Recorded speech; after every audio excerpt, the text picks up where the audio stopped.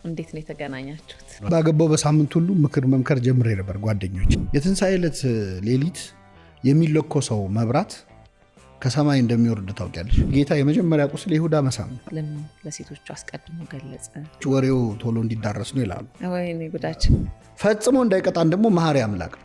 ፋሲካ ወምድረኒ ትገብር ፋሲካ። አዲስ ጎጆ ከወጡ ጥቂት ወራቶች ብቻ ቢቆጠሩም የወሩ መጨረሻ ላይ ያሉ ቀናቶችን ማለፍ ፈተና ሆኖባቸዋል። በተደጋጋሚ ብድር መጠየቃቸው ያሳሰባቸው አባት ችግሩ ያለው ከገቢያቸው ሳይሆን ካያያዝ መሆኑን ከራሳቸው ተሞክሮ ጋር በማሳየት ጊዜያዊ ችግሯን ፈተውላታል።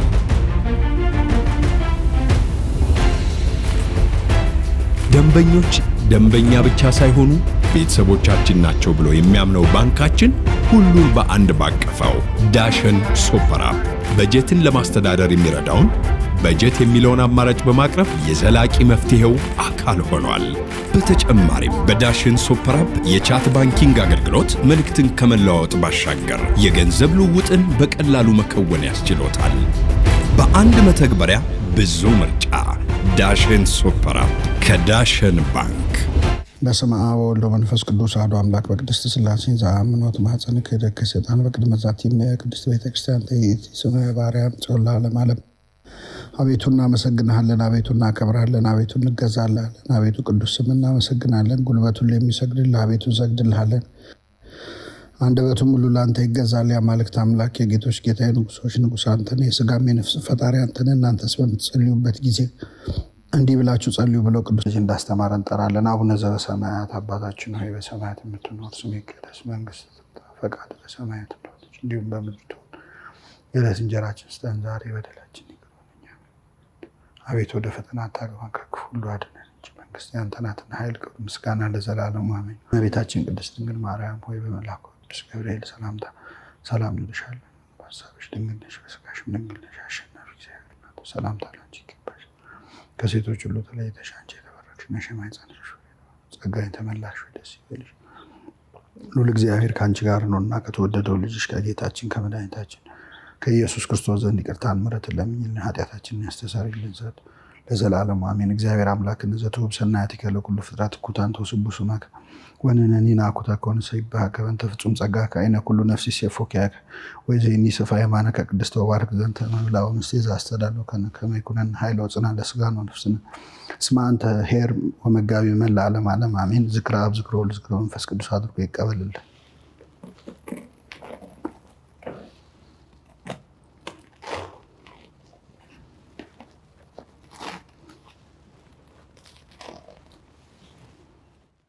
እንኳን ለጌታችን ለመድኃኒታችን ለኢየሱስ ክርስቶስ የትንሣኤ በዓል በሰላም አደረሳችሁ አደረሰን። ይህ ቆይታ ከአምለሰት ጋር ነው። የዛሬ እንግዳችን አድርገን የጋበዝነው መምህር ዲያቆን ሄኖክ ኃይሌን ነው። መምህር እንግዳችን ሆነ እዚህ ድረስ ስለመጣ እጅግ በጣም አድርገን እናመሰግናለን። እሺ፣ እኔም በጣም አመሰግናለሁ። እንኳን አደረሰሽ። እንኳን አብሮ አደረሰን። በዓል ምን ይመስላል? እግዚአብሔር ይመስገን ጥሩ ነው። እንግዲህ ቆንጆ ነው። ለእናንተ ብዙ ነገር አልፋችሁ ስለሆነ ጾም የሚፈታው እንደው እስቲ ከዛን ጀምር እንዴት ነበረ? እንግዲህ አብይ ጾም በጣም ትልቁ ጾም ነው። አብይ ጾምን ትልቅ የሚያሰኘው የቀኑ ርዝመት አይደለም። ከአብይ ጾም በላይ በአመት ውስጥ ወደ 88 ቀናት ገደማ የሚጾም የአርብና ሮብ ጾም አለ። ግን የአብይ ጾምን ትልቅ የሚያደርገው የጾመው አምላክ ትልቅ ስለሆነ ታላቅ አምላክ ስለሆነ ትልቅ ስራ የተሰራበት ነገረ ድነት ያለበት ጾመ ድነት ስለሆነ በዛ ምክንያት ትልቅ ቦታ አለን። ትንሣኤው ደግሞ የበዓላት ሁሉ በኩር ነው። በነገራችን ላይ ከጌታ በዓላት ቤተክርስቲያን የትንሣኤን ያህል የምታከብረው በዓል የለም። ለምሳሌ ልደት አንድ ቀን ነው የምናከብረው አይደል? ጥምቀት አንድ ቀን ነው የሚከበረው። ትንሣኤ ግን 50 ቀን ነው የሚከበረው። ለ50 ቀን ያለማቋረጥ የሚከበር በዓል ሌላ በዓልም የለምና ከዚህኛው በዓል ውጭ ደግሞ ሁሌ እሑድ እሑድ የምናከብረውም ትንሣኤን እያሰብን ነው፣ ሰንበት የምናከብረው እና በዚህ የተነሳ ትልቅ በዓል ነው። ያው በዓል ስለሆነ እንግዲህ ከበዓል ከቀኑን ጀምር ብዬ ነው። ዲያቆን ሄኖክ ወደ ድቁንና እንዲገባ ማን አገዘው? ይህ እንግዲህ የ16 ዓመት ልጅ ሆኜ ነው ዲያቆን የሆንኩት። ለአዲስ አበባ ልጅ ሪከርድ ይመስለኛል። በእርግጥ አሁን እየሰበሩት ነው ብዙ በትንሽ እድሜያቸው እየሆኑ።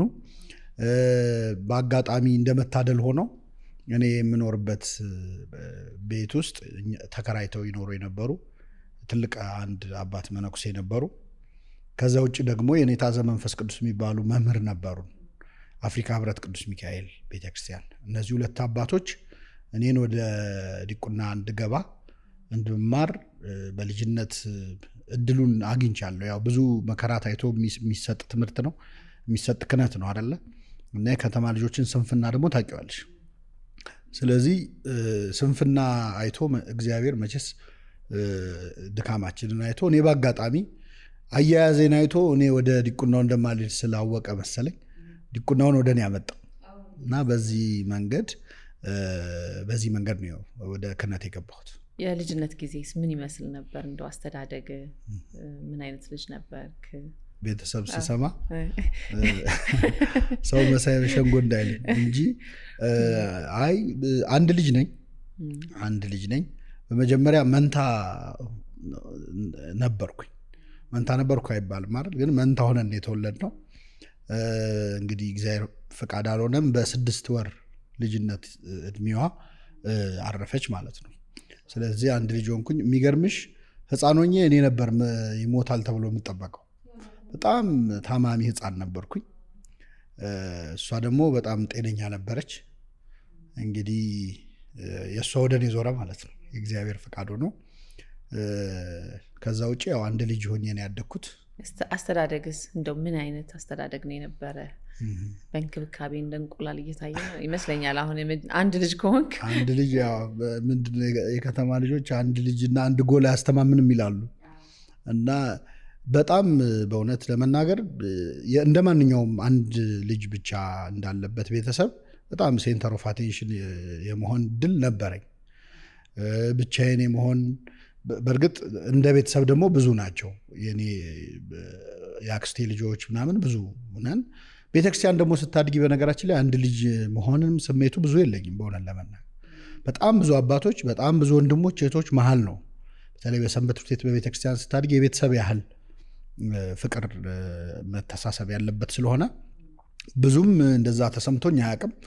ግን ራሴን ቆይቼ ዳያግኖስ ሳደርግ አንድ ልጅ ጸባዮች አሉብኝ። አሁን አንዳንድ እቃዎች አሁን አክቲቭሊ ለማስተካከል ሞክሬያለሁ። ይገርምሽ አክቲቭሊ እንጂ ያው ብቻ የመሆን ረጅም ሰዓት ብቻሽን የማሳለፍ ትንሾኛ አሁን እንግዳ ሲመጣ ይጨንቀኝ ነበር።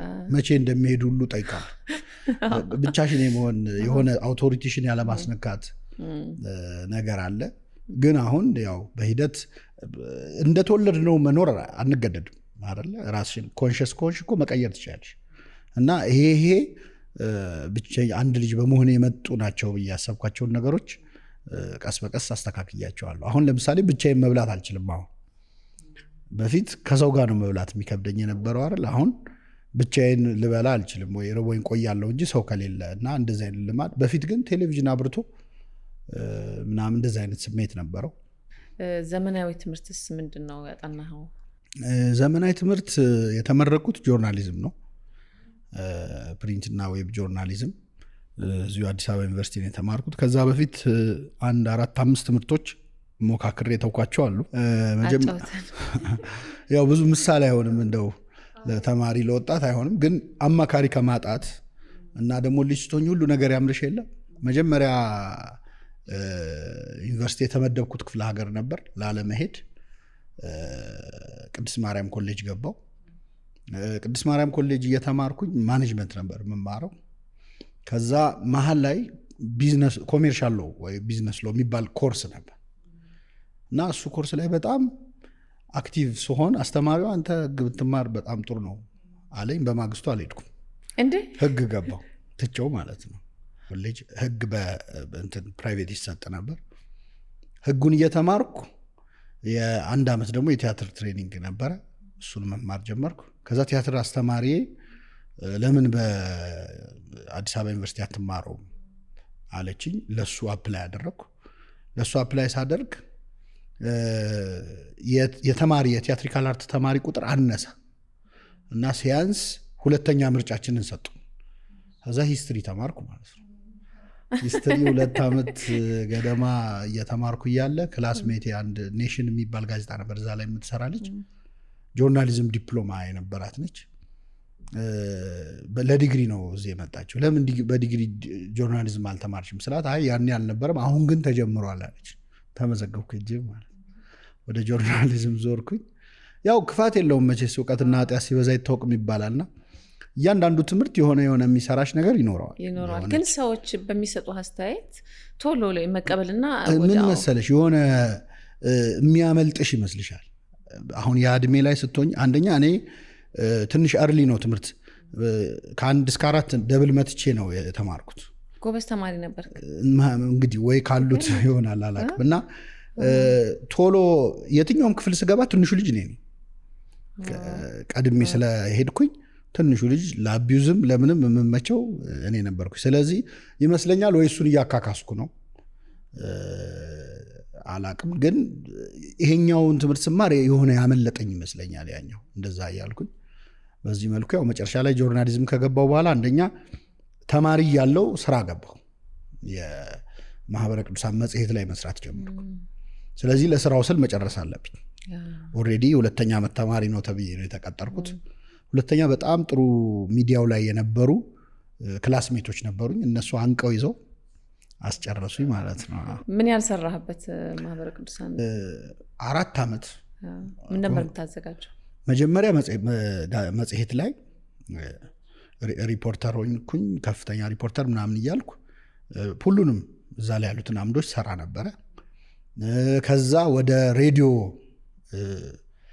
ብሮድካስት ክፍል ደግሞ የሬዲዮ ኃላፊ ያደረጉኝ እኔ ፕሪንትና ዌብ ነው የተማርኩት ብሮድካስት አልተማርኩም ለሱ ብዬ አንብቤ የተወሰነ ሬዲዮ መስራት ጀመርኩ ከዛ ወደ ቲቪ ይደግ ተባለ ሬዲዮና ቴሌቪዥን ይደግ ተባለ እዛኔ በደንብ ጊዜ ወስጄም ራሴንም አስተምሬ የመጀመሪያው የማህበረ ቅዱሳን ቴሌቪዥን ከስቱዲዮ ግንባታ ጀምሮ ምናምን እዛ ላይ ሰራው ያው ጆርናሊዝም ደስ የሚል ሙያ ነው እንደምታውቂው እንደው ምን ይባላል ሰማይ ቤት ያለ ሙያ ጆርናሊዝም ብቻ ነው እያሉ ይቀልዳሉ አንዳንድ ሰዎች ያው በሰማይ ሙያ የለም ግን ምንድነው ኤሌክትሪሻን እንዳይኖር እዛ አያስፈልግም ሐኪም እንዳይኖር እዛ በሽታ የለም ግን ክስተት የሚከሰት አዲስ ነገር ስላለ ይዘገብ ይችላል ይላሉና እውነትም የማይሰለች ማወቅ ለምትፈልጊው ማንኛውም ነገር ሁሌ ማንበብ ሁሌ መስማት ለምትፈልጊ ከሆነ በዛን ጊዜ ለነበረኝ ኪዩሪዮሲቲ እኔ ኪዩሪዮሲቲ ድክመቴም ጥንካሬም እሱ ነውና ገጥሞልኛል ብዙ ወላጆች ያው እኔንም ጨምሮ ወደ አብነት ትምህርት ልጆቻችንን ለመላክ ትንሽ መንገጫገጭ አለ ያለመቻቸትም ሊሆን ይችላል መዘናጋትም ሊሆን ይችላል ኢንፎርሜሽኑም አለመኖር ሊሆን ይችላልና ያንን እንዴት ታየዋለህ ወደፊት የሚያደርሰው ጉዳት አለ ብለህ ታስባለህ ይሄ ኩል ነው በነገራችን ላይ ወደ አብነት ትምህርት ልጆች ለመላክ ግንዛቤ ችግር ነበር እኔን ቤተሰብ ጨምሮ ማለት ነው በነገራችን ላይ ዲያቆን መሆኔን አልተናገርኩም ነበር ከ16 ዓመቴ ኦልሞስት ከ19-20 ዓመቴ ድረስ ደብቄ ነበር ለምን ደስተኛ እንደማይሆኑ አቅ ነበር ስለ ዲቁና የነበረው አመለካከት ጥሩ አልነበረም እና እንደውም እናቴ የሚገርምሽ የሆነ ሰው ይነግራታል አየነው ሲቀድስ ብለው ከዛ ስጠይቀኝ አይ ሌላ ሰው ተመሳሳይ ሰው ነው ብዬ ካድኩ ከዛ ሁለተኛ ስጠየቅ በቃ ወጣት ልጅ ነው ያየኝ እሱ ራሱ ነው ብሏታል ከዛ ስላት በቃ አይ ዲያቆንኛለሁ አልኳት ስላት አትቁረብ እንጂ ችግር የለውም ማለት ይሄ ካለ መረዳት ነው እንግዲህ ማለት ዲያቆን መሆን ማለት ቀድሶ ማቁረብ ነው ከዛም በላይ እና ብዙ ጊዜ የግንዛቤ ችግር ነበር ግን አሁን እየተሻሻለ ነው የሚገርምሽ አብነት ትምህርቱ አንደኛ በጣም ብዙ ኦንላይን ፕላትፎርሞች አሉ ልጆች የግድ የሆነ ቦታ መሄድ ሳያስፈልጋቸው በቤት ቀጥረው የሚያስተምሩ ልጆቻቸውን አሉ አሜሪካን ሀገር ደግሞ በጣም አስደናቂ ነው ከኢትዮጵያም እየበለጠ ነው በነገራችን ላይ እያሰጋ ነው እዚህ ያለውን አገልግሎት የሚበልጥ አይነት በጣም ምርጥ እስከ ምርግትና ድረስ ማህሌት እስከ መቆም ድረስ የሚደርሱ የአብነት ትምህርት ቤቶች እየተስፋፉ ነው ያሉት በተለይ ዳያስፖራው ልጆች አማርኛ ሳይችሉ ግን በጣም ምርጥ ቀዳሽ ይሆኑ አሉ እና ጥሩ ጊዜ ነው ወላጆች ቢችሉ በኦንላይንም በተገኘው ፕላትፎርም ልጆቻቸውን ቢያስተምሩ ጥሩ ነው አለመማሩ ግን የሚያደርሰው አዎ በጣም ብዙ ነገር ነው የሚያጎድለው ምክንያቱም አንደኛ አብነት ትምህርት ያሰላል፣ ጭንቅላት ያሰላል። ለመንፈሳዊ ሕይወትም ለጸሎትም ለበረከቱም ደግሞ ቤተክርስቲያን አውቆ ለመገልገልም በጣም ብዙ ጥቅም አለው። ኢትዮጵያ ውስጥ ያሉ ትልልቅ የሥነ ጽሑፍ ሰዎች፣ ትልልቅ የኪነ ጥበብ ሰዎች፣ የፖለቲካ ሰዎች የወጡት ከዚሁ ከጉባኤ ቤት ነው፣ ከአብነት ትምህርት ቤት ነው እና ብዙ ነገር ነው የሚጨምረው ለልጆች። በአካዳሚክ ትምህርታቸውም ከሌላው ተማሪ የበለጠ እንዲሆኑ ከፈለገ አንድ ወላጅ የአብነት ትምህርት ቢያስተምር የበለጠ ስነ ምግባርም አይደል? አዎ፣ በጣም ኢቲካል ያረጋል፣ ትሁት ያረጋል፣ ዴዲኬሽን ያስተምራል። በጣም ብዙ ጠቀሜታዎች አሉት። መጀመሪያ በድቁና ያገለገልክበት ደብር የት ነው? አፍሪካ ህብረት ቅዱስ ሚካኤል ቤተክርስቲያን፣ ምናልባት በተለምዶ ከርቸሌ ሚካኤል ነበር ተብሎ የሚጠራው። ክህነትም ሲሰጠኝ ያው በዛ ቤተ መቅደስ ስም ነው የተሰጠኝ። ብፁዕ አቡነ ማርቆስ የሚባሉ አባት ናቸው ለእኔና በጣም ከኔ ጋር ላደጉ ሁሉ አባቶች ብዙ ቀሳውስትንም ዲያቆናትንም የሾሙት እሳቸው ናቸው። ስለዚህ ያደግኩባትም የተሰራሁባትም በሰንበት ትምህርት ቤትም በመቅደስም አገልግሎት ያሳለፉት አፍሪካ ህብረት ቅዱስ ሚካኤል ቡልጋሪያ አካባቢ ያለው ማለት ነው። አሁን ያለበት ዲያቆን ሄኖክ ያለበት ደረጃ አለ፣ ተወዳጅነት አለ፣ ብዙ አክብሮት ያለው ብዙ ወጣት የሚሰማው በቃ ዲያቆን ሄኖክ የሆነ ነገር አዘጋጀ ተብሎ ምዕመናኑ ጎርፎ የሚሄድበት አይነት ሰው ሆነሃልና ይህንን ዲያቆን ሄኖክ ማን ነው የሰራው ብለህ ታስባለህ? ብዙ ሰዎች ናቸው በእውነት በእኔ ህይወት ላይ አስተዋጽኦ ያላቸው በጣም ብዙ ሰዎች ናቸው። ከእናቴ ብጀምር ማንበብ በጣም እንደወድ ያደረገችኝ እናቴ ነች። እሷም በጣም ታነብ ነበር። በዛ ምክንያት አለማንበብ እንዳልችሎኛ አድጌያለሁ። እሱ በጣም ጠቅሞኛ። ሁለተኛ ቅድም ያነሳውልሽ የኔታ ዘመንፈስ ቅዱስ የሚባሉ አባት በጣም ለኔም ከኔ ጋር ለነበሩ ብዙ ወንድሞቻችን የከተማ ልጆች ሆነን ግን ብዙ ወግ አሳይተውናል። ቤተክርስቲያኗን በደንብ እንድናውቃት አድርገው እንድናከብራት፣ ጥሩ ጥሩ ነገሮቿን እንድናይ፣ በቤተክርስቲያን አካባቢ ያሉ አንዳንድ ጥሩ ያልሆኑ ስነ ምግባር ያላቸውን ሰዎች ወይ ምናምን ዞር ብለን ማየት እንዳንችልና ደግ ደጉን እንድንሰማ እንድናይ አድርገው አሳድገውናል። ባሉበት እንግዲህ እግዚአብሔር ይጠብቃቸው። ከዛ ውጪ ቀሲስ ህብረት የሽጥላ የሚባሉ አሁን በአሜሪካን ሀገር የሚኖሩት ለእኔና ለብዙ ወንድሞቻችን መምህር ነበሩ። ለእኔ ደግሞ በጣም የቅርብ ወንድም እንደ ጓደኛም አብሮ እስከ ማደር ድረስ በጣም ኮች የሚያደርግ ሰው የግድ ያስፈልጋል በነገራችን። ምክንያቱም ልጅ ስትሆኚ አንዱ አሁን በዚህ ጀኔሬሽን ትልቅ ሉዝ እያደረግን ያለው ነገር ኮች የሚያደርገውን ሰው አለመፈለግ፣ በራስ ፊገር አውት ማድረግ ምናምን ነው። ግን እግዚአብሔር አንዳንዴ ከኔ በላይ ያሉት ሰዎች ምን ይላሉ የሚለውን መስማት መቻልን ይወደዋል፣ ትትናውን ይፈልገዋል አይደል? ሜንተርሺፕ በጣም ያስፈልጋል። እና ቀሲስ ህብረት እንግዲህ እኔ ላይ ጥሩ ነገር ካለ አብዛኞቹ ጥሩ ነገሮች ከሱ የተገኙ ናቸው እና በጣም ትልቅ አባት እና መምህር ነበረ። ሌሎችም ብዙ ናቸው፣ ያው ጠቅሼ አልዘልቃቸው። ባለትዳር ነህ? ስንት ዓመት ሆነ ካገባ? ያው አሁን 2 ዓመት 3 ዓመት ሊሞላል ነው። በል እንግዲህ ስለ ትዳር የሆነ ምክር ስጠን እስቲ። 3 ዓመት ልምዴን እኔ በእርግጥ በትዳር 10 ዓመት ያልሞላው ሰው ምክር ባይሰጥ ጥሩ ነው ብዬ ነማም ነው ማይስቱ እርሊ ለማውራት። በእርግጥ እኔ ባገባው እንዴ በደንብ 12 ነው ይና በደንብ ባይሆን አንቺ ትመክኛለሽ በደንብ። እና እኔ እንኳን ባገባው በሳምንት ሁሉ ምክር መምከር ጀምሬ ነበር። ጓደኞቼ ምንድነው ቆሞ በሳምንቱ ማለት ነው ምንድነው ቆሞ መቅረት እያልኩኝ ነበር። በሳምንቱ ልጠቀምበት ብዬ ማለት ነው። እና አሁን ለመምከር የምችልበት ነገር አይደለም። እንዴት ነው የተገናኛችሁት? ከወይዘሮ ሳምራዊት ጋር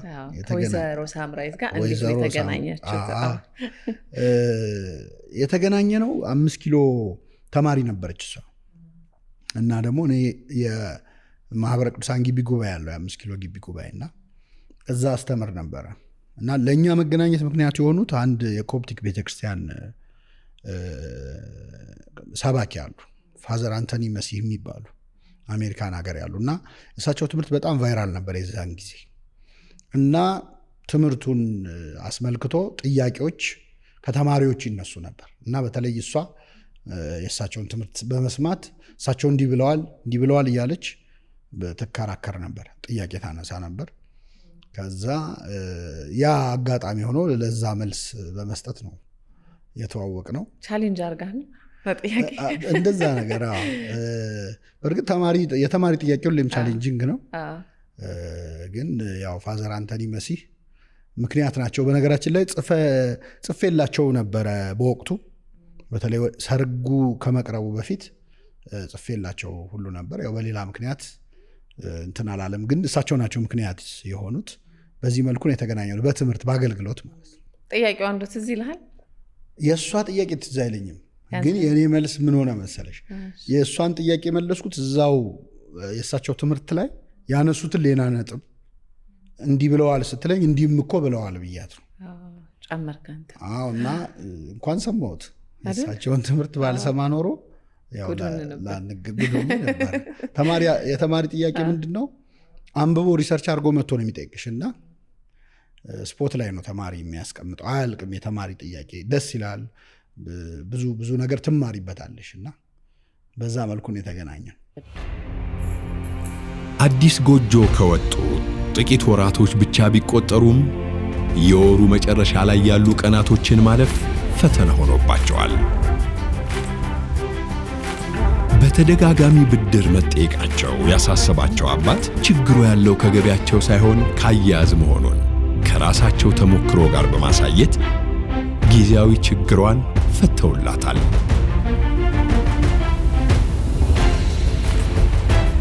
ደንበኞች ደንበኛ ብቻ ሳይሆኑ ቤተሰቦቻችን ናቸው ብሎ የሚያምነው ባንካችን ሁሉን በአንድ ባቀፈው ዳሸን ሱፐር አፕ በጀትን ለማስተዳደር የሚረዳውን በጀት የሚለውን አማራጭ በማቅረብ የዘላቂ መፍትሄው አካል ሆኗል። በተጨማሪም በዳሽን ሱፐር አፕ የቻት ባንኪንግ አገልግሎት መልእክትን ከመለዋወጥ ባሻገር የገንዘብ ልውውጥን በቀላሉ መከወን ያስችሎታል። በአንድ መተግበሪያ ብዙ ምርጫ። ዳሽን ሱፐር አፕ ከዳሽን ባንክ። ወደ በዓል ጥያቄዎች ደግሞ እንግባና ቀዳም ስዑር ለምን ተባለ? ቀዳም ስዑር የትንሣኤ ማግስት ያለው ቅዳሜ ነው። ሁለት ትርጉም አለው። የመጀመሪያው የተሻረ ቅዳሜ ማለት ነው። ስዑር የተሻረ ማለት ነው።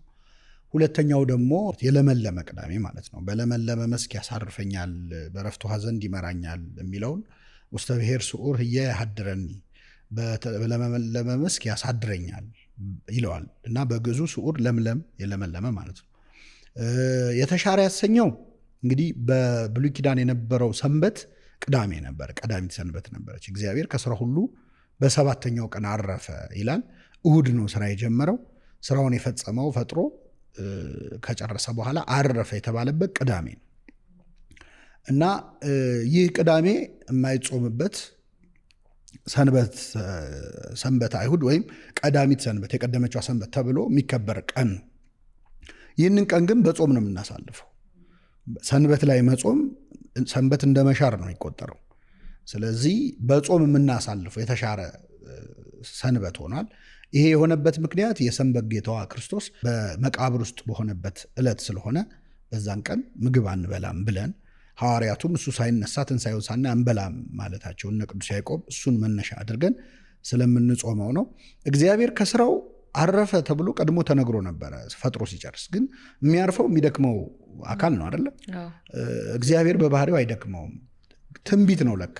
ለዚህችኛዋ ቅዳሜ ነው መቃብር ውስጥ አርፎ የማሳለፉን ለማስታወስ ነው። በዚህ ምክንያት ቀዳም ስዑርን ብለን እናከብረዋለን። ሁለተኛ ሞትም የተሻረበት ነው። በሞቱ እንግዲህ የክርስቶስ ሞት የሞት ሞት ይባላል። ሞት የሞተበት ቀን ነው። ክርስቶስ ሞተ ማለት ሞትን በሞቱ አሞቶ ለሞት ይላሉ። በሞቱ ሞትን ገደለው ይላሉ አባቶቻችን እና በዛ ምክንያት ሲሮ ሞተ በስጋ ሞትን በስጋ ሞቶ ሞትን ሻረው ብላ ቤተክርስቲያናችን የምትዘምርበት ስለሆነ ይሄ ስዑር የሚለው ስም ይገባዋል። ሁለተኛ የለመለመ የሚያሰኘው ጠዋት ዕለት አይተሽ ከሆነ ቄጤማ ይታደላል እና ካህናት ያድላሉ ለህዝቡ፣ ሰውም ራሱ ላይ ያስራል። ይሄ ቄጤማ ምንድነው? የኖህ መርከብ የጥፋት ውሃ ከሆነ በኋላ መርከቧ ውስጥ ሆኖ ኖህ ውሃው መጉደል አለመጉደሉን ለማረጋገጥ መጀመሪያ ቁራን ላከው፣ በዚያ ቀረ። ከዛ ርግብን ላካት፣ ሄዳ መጣች። በሁለተኛው ስትሄድ ቅጠል ይዛ መጣች። ከውሃ ከፍ ብሎ የሚበቅለው ቄጤማ ነው አይደል? ውሃ ላይም የምታየው ወንዝ ላይም ቄጤማ ነው አይደል ብናገኝ እና እሱን ይዛ መጣች። ያ ቅጠል የሰላም ምልክት ውሃው መጉደሉን የሚያሳይ ነው እና የኃጢአታችን ባህር ጎደለ የሚለውን ምልክት ለማሳየት ያ ቀን ለመለመ ቅዳሜ ተብሎ አባቶቻችን ቄጤማ የሚሰጡበት ቀን ነው። በዚህ ምክንያት ነው ጌታችን መድኃኒታችን ኢየሱስ ክርስቶስ የትንሣኤን በዓል በዕለተ ሰንበት ያደረገበት ምክንያት ምንድን ነው? ክርስቶስ የትንሣኤውን በዓል ሰንበት አላረገውም፣ ሰንበትን ነው ማለት። ሰንበት ያደረገው ሰንበትን ትንሣኤው ነው ራሱ ማለት ምን ማለት ነው? ቅድም ስነግርሽ 7ኛ ቀን ሰንበት መቼ ነው ብዬ ነበር። ቅዳሜ ነው አይደል? እሁድ አህደ ማለት ጀመረ ማለት ነው። እሁድ የመጀመሪያው ቀን ነው እና የሥራ ቀን ነው የነበረው። በሳምንቱ የመጀመሪያ ቀን ነው ራሱ የሚለው። ስለዚህ እሁድ በብሉይ ኪዳን የሥራ ቀን መጀመሪያ የነበረ ነው። የሥነ ፍጥረትን መጀመሪያ ቀን የነበረ ነው። እሁድን ሰንበት ያሰኛት ከነስሟ ሰንበተ ክርስቲያን ነው የምትባለው። ራሱ የክርስቲያኖች ሰንበት ነው የምትባለው። እሁድን ክርስቲያን ሰንበተ ክርስቲያን ያሰኛት ወይም ሰንበት ያሰኛት የክርስቶስ ትንሣኤው ነው። በትንሣኤው ምክንያት ነው። ስለዚህ ክርስቶስ መርጦ በእሁድ በሰንበት ተነስቶ ሳይሆን መነሳቱ ነው እሁድን ሰንበት ያደረገው ማለት ነው። በዚህ ምክንያት ሰንበተ ክርስቲያን ብለን የተጠራችው ራሱ ቅዱስ ያሬድ በተለይ በብዙ ዜማዎቹ ላይ ደጋግሞ የተናገረው ይህችን ቀን ትንሣኤ ክርስቶስ እንዴት ለሰንበትነት እንዳበቃት እንዳከበራት ነው። የመጀመሪያዎቹ የቤተክርስቲያን አባቶች እነ ቅዱስ አግናጤዎስ ዘአንጾኪያ የሚባሉ አባቶች፣ እነ ዮስጦስ ሰማዕት፣ ጀስቲን ዘማርቲር የሚባለው እነዚህ አባቶች የጌታ ቀን የምትባለዋ ይህች እሁድ ቀን እንደሆነች ተናግረዋል። ከዛ በኋላ ትንሣኤውን ተከትለን ነው እንጂ የቀደመችዋ ሰንበት ቅዳሜ ነች። ሰንበተ ክርስቲያን የሆነችው እሁድ ነው እና ከትንሣኤ በኋላ የመጣ ነገር ነው። ከዛ በፊት እሁድ አልነበረ። ጌታችን መድኃኒታችን ኢየሱስ ክርስቶስ አርብ ከሰዓት ሞቶ ቅዳሜ ሌሊት ተነስቶ እንዴት ነው 3 ቀን ሞልቶ በሶስተኛው ቀን ከሙታን ተለይቶ ተነሳ የምንለው? የብዙ ሰው ጥያቄ ነው 3 ቀንና 3 ሌሊት የሚለው። በነገራችን ላይ የጌታ ትንሣኤና ስቅለት ታሪክ ላይ 3 ቀን 3 ሌሊት የሚል ቃል የለም። ቃሉ ያለው የማቴዎስ ወንጌል ምዕራፍ 12 ላይ ዮናስ በአሳ አንበሪ ሆድ ውስጥ 3 ቀን 3 ሌሊት እንዳደረ የሰው ልጅም በምድር ልብ ውስጥ 3 ቀን 3 ሌሊት ያድር ዘንድ ይገባዋል የሚል ቃል አለ። የዮናስ ታሪክ የክርስቶስ ምሳሌ ስለሆነ፣ በነገራችን የዮናስን ታሪክ ቤተክርስቲያን ቀዳም ስዑር ቀን ነው የምታነበው። የዮናስ ጸሎተ ዮናስ ራሱ የሚነበበው ሆድ ውስጥ ሆኖ የጸለየው ለምን? ጌታ በመቃብር ያደረበት ስለሆነ። የሶስቱ ወጣቶች ጸሎት አለ 3 ደቂቃ። እሱንም ያን ቀን የምታነበው ከእሳት መውጣትን ከሲኦል ከመውጣት ጋር አመሳስላ ማለት ነው። እና 3 ቀን 3 ሌሊት እንዴት ይሞላል? ትክክል ስናየው አይሞላም። 24 ሰዓት ካል 72 ሰዓት እንዲሞላ ከተፈለገ እሱ ጌታችን አርብ 9 ሰዓት ነው የሞተው። 11 ሰዓት ድረስ መስቀል ላይ ቆየ። 11 ሰዓት ላይ ከመስቀል አውርደው ቀበሩት። 12 ሰዓት ሲሆን ሰንበት ገባ። ከዛ ቅዳሜ ሙሉ ቀን አለ። እሁድ እኩለ ሌሊት ተነሳ። ስለዚህ ስትቆጥሩ 72 ሰዓት ሊሞላ አይችልም፣ ወይም 3 ቀን 3 ሌሊት ሊሞላ አይችልም። የተለያየ አይነት አቆጣጠር አለ። ዋነኛው በጣም ብዙ አባቶቻችን የተስማሙበት የአይሁድ አቆጣጠር ነው። ሌሊት ይስህቦ ለመዓልት ወመዓልት ይስህቦ ለሌሊት፣ ሌሊት ቀንን ቀን ሌሊትን ይስበዋል የሚሉታል።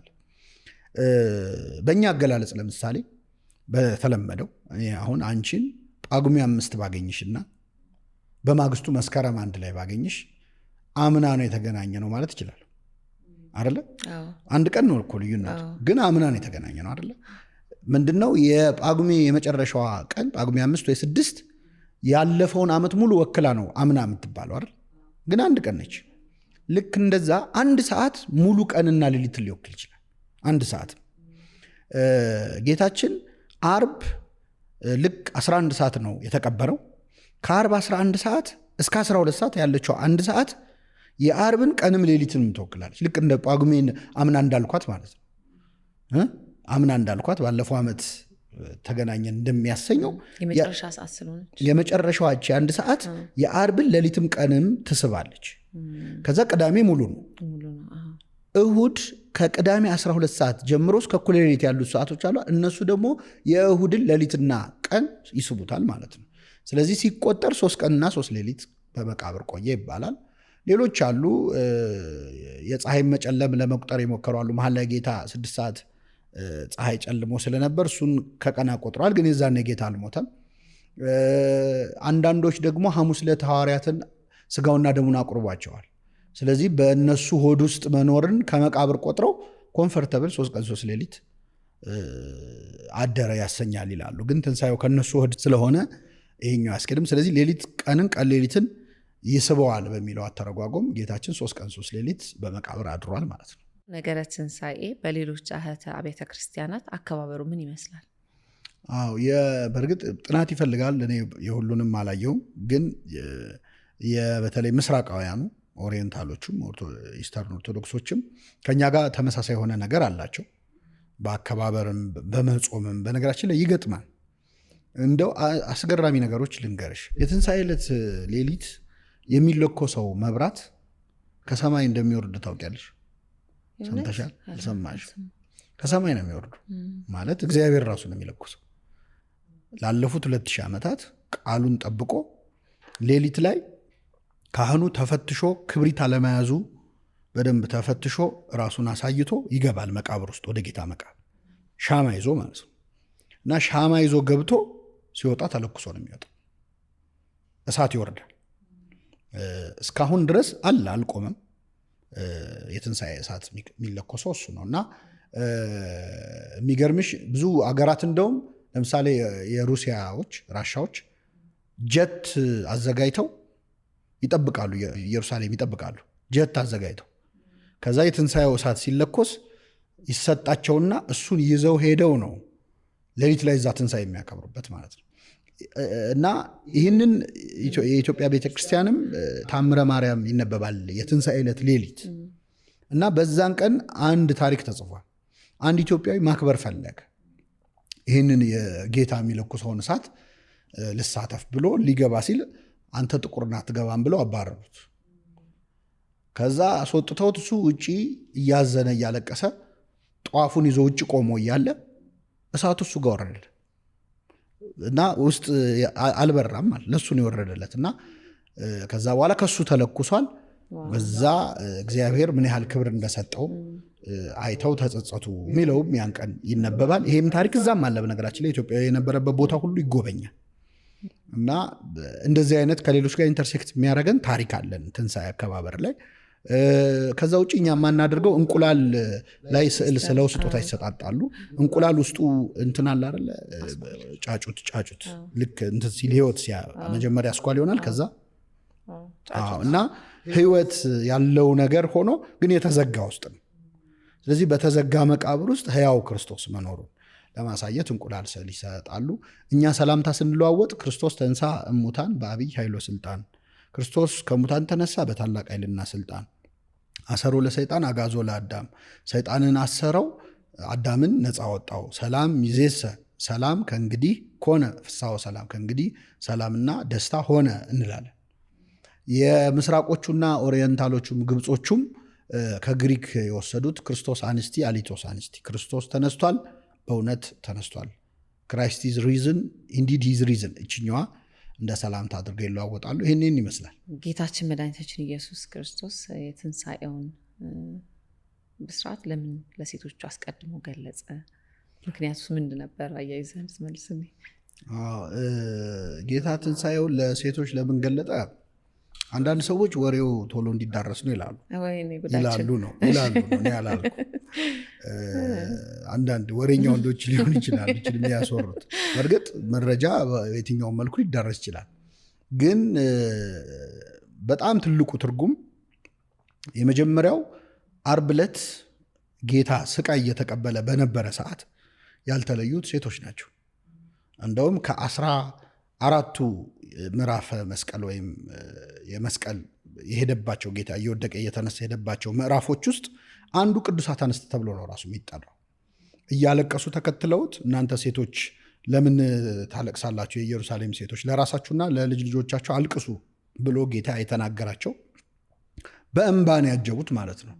እንደ ጾታ ስታዩ ወንዶች እየደበደቡት እየገረፉት ነበር፣ ሴቶች ግን እያለቀሱ ነበር። የመከራው ተካፋዮች ነበሩ።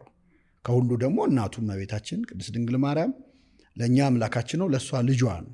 ስለዚህ ልጅ የሆነ ነገር ሲሆን የሚሰማ ሁሉ ይሰማታል። ሲወድቅ ሲነሳ እያንዳንዱ የእሱ የጅራፍ ቁስል የእሷ የልቧ ቁስል ነው።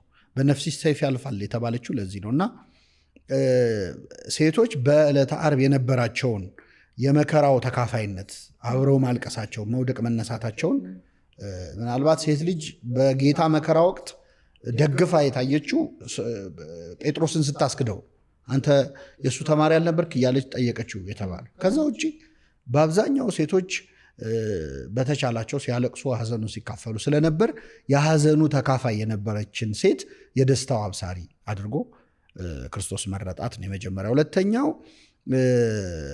በብሉይ ኪዳን ሴት ልጅ በጣም ትናቅ ነበረ።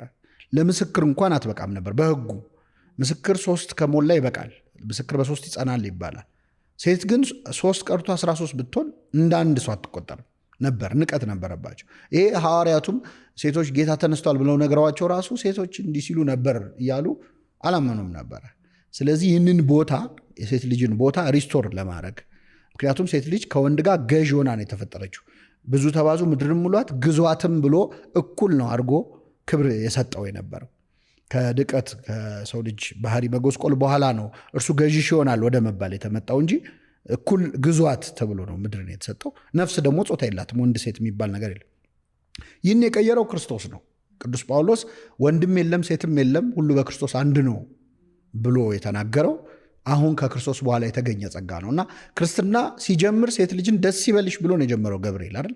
ሴት ልጅን ሲያልቅ ደግሞ ሴት ልጅ ደስ ይበላችሁ ብላ ትንሣኤውን በማብሰር ነው የጨረሰችው እና በዛ ምክንያት የሴትነትን ክብር ከፍ ከሚያደርጉ ነገሮች አንዱ የጽዮን ልጆች ሴቶች የትንሣኤው ምስክር መሆናቸው። ይሄ እንግዲህ ያው የብዙዎቻችን ጥያቄ ይመስለኛል። የበዓለ ትንሣኤው እርድ መቼ መሆን አለበት?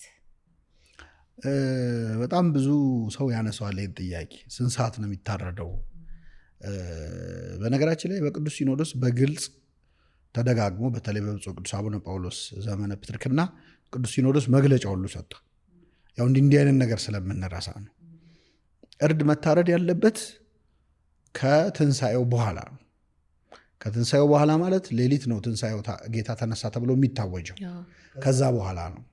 ግን ከዛ በኋላ ነው ማለት ቤት ቁጭ ብሎ ሰው 6 ሰዓት ክርስቶስ ተንሥአ እሙታን ሲባል ሰምቶ ማረድ አለበት አያስቀድስም ወይ ነው ይሄ ሰውዬ። እና እኔ በጠቅላላው ይህን ቪዲዮ የሚሰሙ ምዕመናን ክርስቲያኖች ቤተክርስቲያናችን በግልጽ እንዳስተማረችው ጾማችሁ ባለቀ ሰዓት አርዳችሁ አትግደፉ ማለት ሰው አይጥ ወልዳ ጅራቷ ሲቀር ሲጣለች ይባል።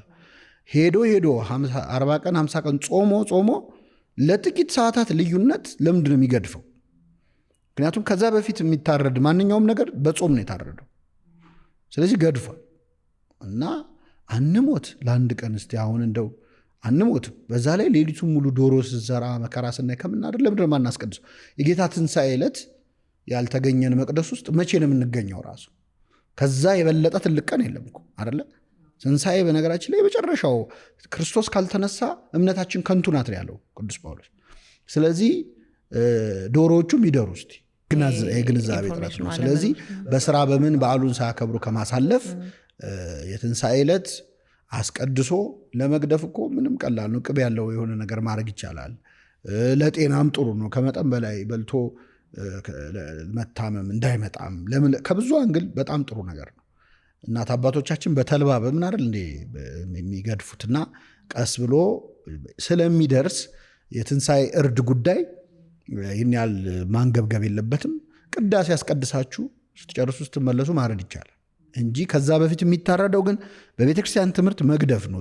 ጾሞ ጫፉ ላይ አንዳንዴ ነዳያን ለማብላት ነው፣ ለቀደሱ ካህናት ለማስፈሰግ ተብሎ ቀድሰው ጾመው ከርመው ለምንድን ነው የምናበላሽባቸው? ስርዓቱ ይህንን የሚያዘው ነው። ከዛ ውጭ ግን የትንሣኤው ዋናው እርድ የፋሲካው በግ መድኃኒታችን ኢየሱስ ክርስቶስ ነው።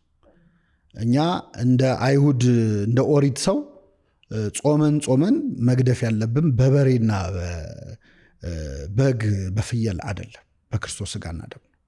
ስለዚህ ክርስቲያን የሆነ ሁሉ የፋሲካው በግ ዓርብ ዕለት በቀራንዮ የተሰቀለውን የሚያወርደው ጠፋ ብለዋል። አንድ ባለ በገና የተሰቀለውን የሚያወርደው ጠፋ ብለዋል። እና የመድኃኒታችን ኢየሱስ ክርስቶስን ሥጋና ደም እንድንቀበል በሱ ነው። እንደ ኦሪት ሰው በበሬ በበግ ደም ምን በወጣን ነው ምን አከብረው? በዓሉ መከበር ያለበት ለኛ ነው። ሥጋው ደግሞ የመጣው የሚቀደሰው ለኛ ነው። ስለዚህ ሁሉም ይህንን የሚሰማ የትንሣኤውን በዓል በትንሣኤ ነው ማክበር ያለብን። ከሞት ተነስተን ከኃጢአት ሞት ተነስተን እውነተኛው የትንሣኤ እርድ መቼ ነው? ዓርብ ዕለት መስቀል ላይ ነው የታረደው። የትንሣኤ እርድ የተከናወነው ዓርብ ዕለት ነው፣ እሱም ክርስቶስ ነው። ይህንን ማስታወስ ያስፈልጋል። እዚሁ ከጾም ጋር ተያይዞ በባለ 50 ሮብና ዓርብ የማይጾመው ለምንድን ነው? እንደው እንዲህ ብሎ የሚጠይቅ ሰው መገኘቱ ራሱ ትልቅ ነገር። ለምን መሰለሽ? ብዙ ሰው ዓርብ ሮብ ለምን እንጾማለን ይላል እንጂ ጾሙ ሲቀር ለምን አንጾምም አይልም። በዛው ቢቀር ደስ ይለዋልና ስለዚህ ለምን አንጾምም የምትለው ጥሩ መንፈሳዊ ጥያቄ ነች። ዓርብና ረቡዕን በበዓለ 50 ማንጾመው እነዚህ ሰዎች 50 ቀን ሙሉ ጾመው ተጎድተዋል፣ ትንሽ ይጠገኑ ተብሎ አይደለም። እንደዚህ አይነት ሁለት ምክንያቶች ናቸው። አንደኛው ስለ ጾም ነው። በትክክል ከጾም ነው፣ ስለ ጾም ነው። እንዴት መሰለሽ? ዐቢይ ጾም የሚጾመው በቤተክርስቲያናችን ስርዓት የመጀመሪያው ሳምንት እስከ 12 ሰዓት ነው። ዘወረደ ሳምንት እስከ 12 ሰዓት ነው። ከቅድስት ጀምሮ እስከ ኒቆዲሞስ መጨረሻ ላይ ከሆሳና በፊት እስካለው ድረስ ደግሞ የሚጾመው እስከ 11 ሰዓት ነው። ከዛ ሰሙነ ሕማማት እስከ 13 ሰዓት ነው፣ እስከ ምሽቱ 1 ሰዓት ድረስ ጨረቃ እስኪታይ ድረስ ሰሙነ ሕማማት። ከዛ በኋላ ዓርብ ዕለት እስከ ትንሣኤ እሑድ ያለው አለ አይደለ 33 ሰዓት ነው። ከጌታ ስቅለት በኋላ 33 ሰዓት ነው። በነገራችን ላይ ጌታ ምድር ላይ 33 ዓመት ነው የኖረው ያስተማረው፣ ብዙ ታምራት የሰራው አጠቃላይ 33 ዓመት ነው። በሲኦል ላሉ ነፍሳት ደግሞ ከሞተ በኋላ ነፍሱ ከስጋው ከተለየች በኋላ በሲኦል ላሉ ነፍሳት 33 ሰዓት ሰብኮላቸው። የምድር 33 ዓመት የሲኦል 33 ሰዓት ነው እና ያንን አስተምሯል። በወህኒ ላሉ ነፍሳት ሰላምን ሰበከላቸው ያለው ቅዱስ ጴጥሮስ ማለት ነው። ስለዚህ ከ12 ሰዓት ስንጾም የጨመርናት ሰዓት ማለት ነው ከ9 ሰዓት እስከ 12 ሰዓት ያለች አይደል? እሷን በትክክል አንድ ሰው ከጾመ ከዛ እስከ 11 ሰዓት ሲጾም እሱንም ከጾመ ከዛ በኋላ ደግሞ መጨረሻ ላይ ያለውን 33 ሰዓት ከጾመ ሲደመር 126 ሰዓት ይሆናል። 126 ሰዓት ማለት በበዓለ 50 የማንጾማቸው ዓርብና ረቡዕ ሰዓቶች ናቸው። ስለዚህ ኦልሬዲ በትክክል ሰምተናት በዛ ደረጃ ከጾምን ዓርብና ረቡዕን ጾመን ነው የጨረስነው። ዐቢይ ጾም ላይ ስለተጾመ ነው የማይጾመው ማለት ነው። ይህን ጠንቅቆ ግን የማይጾም ሰው ካለ ደግሞ ሁለተኛው ግን ምክንያት ትንሣኤ ማለት 50 ቀን እየተከበረ አይደለም። 50ውን ቀን እንዳንድ ቀን ነው ቤተክርስቲያን የምታየው፣ እንዳንድ ቀን። አሁን 50ውን ቀን ሙሉ ክርስቶስ ተነስቷል፣ በእውነት ተነስቷል ይባላል እንደ አዲስ። ዛሬ የተነሳ ጠዋት የተነሳ እንዲመስል ነው። ለምን? ያንን እንዳንድ ቀን ነው ቤተክርስቲያን 50ውን ቀን የምታየው። ስለዚህ በትንሣኤው ቀን መጾም ይሆንባታል። ለዛ ነው 50ውን ቀን ያለ ጾም እንድናሳልፍ የምታደርገው። ጸሎትም ግን መንፈሳዊ ነገሮችን መተው አይገባም። በመብላ በመጠጣ ብቻ መከበር የለበትም። ዋነኛ ምክንያቱ ይሄ ነው። ብዙዎቻችን የምንጾመው እስከ 9 ሰዓት ነው። አልጾምንም መጾም አለብን ማለት ነው ሮብና ዓርብን። ከዚህ በኋላ እችን ከሰማችሁ በኋላ ሞክሩት። በጣም ጥሩ ነው። ጾም የሚጠቅመን ለራሳችን ነው። በነገራችን ላይ ከእውቀት ማነስም ነው። ግን በስርዓተ ቤተክርስቲያን እስከዚህ ሰዓት ጾሙ ብላ ቤተክርስቲያን ታለማምዳለች። ሰሙነ ሕማማትን ያልጾመ ሰው ራሱ በደዌ በተለያየ ህመም ራሱ ሕማማት ላይ ያልጾመ ሰው ሲሻለው ያችን ሳምንት አስቦ እንዲጾም ያዛል የቤተክርስቲያን ስርዓት። ይህን ያህል የተከበረ ጾም ነው። ጌታችን ኢየሱስ ክርስቶስ መወለድ፣ መሞት፣ መነሳት ለምን አስፈለገ? በቃሉ መዳን እየተቻለ ይችላል። ያው የመቻል ጉዳይ ከሆነ እግዚአብሔር የማይችለው ነገር የለም። ራሱን ሊዋሽ አይችልም ብቻ የሚል ነው ያለው ቅዱስ ጳውሎስ የተናገረው ሐሰትን። ከዛ ውጭ ግን ራሱን ሊክድ አይችልም ይላል። ከዛ ውጭ እግዚአብሔር የሚሳነው ነገር የለም።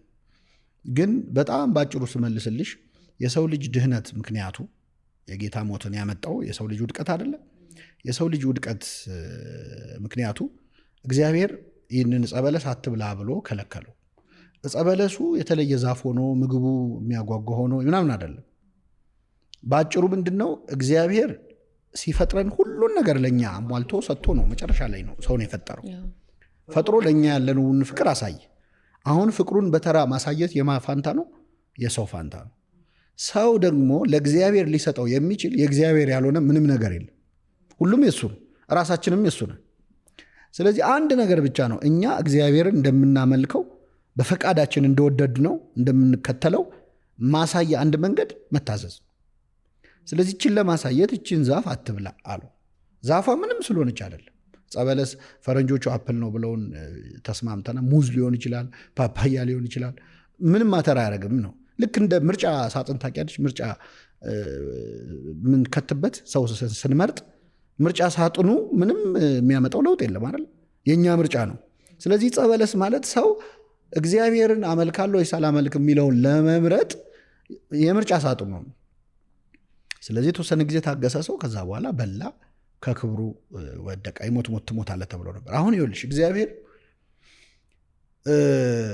ሁለት ነገሮች ያስጨነቁት ይላል ዘ ዲቫይን ዳይላማ ብሎ ቅዱስ አትናቴዎስ ሐዋርያዊ የሚባለው አባት ኦን ዘ ኢንካርኔሽን ወይም በእንተ ስጋዌ ስለ አምላክ ሰው መሆን የጻፈው ድርሳን ላይ ምን ይላል?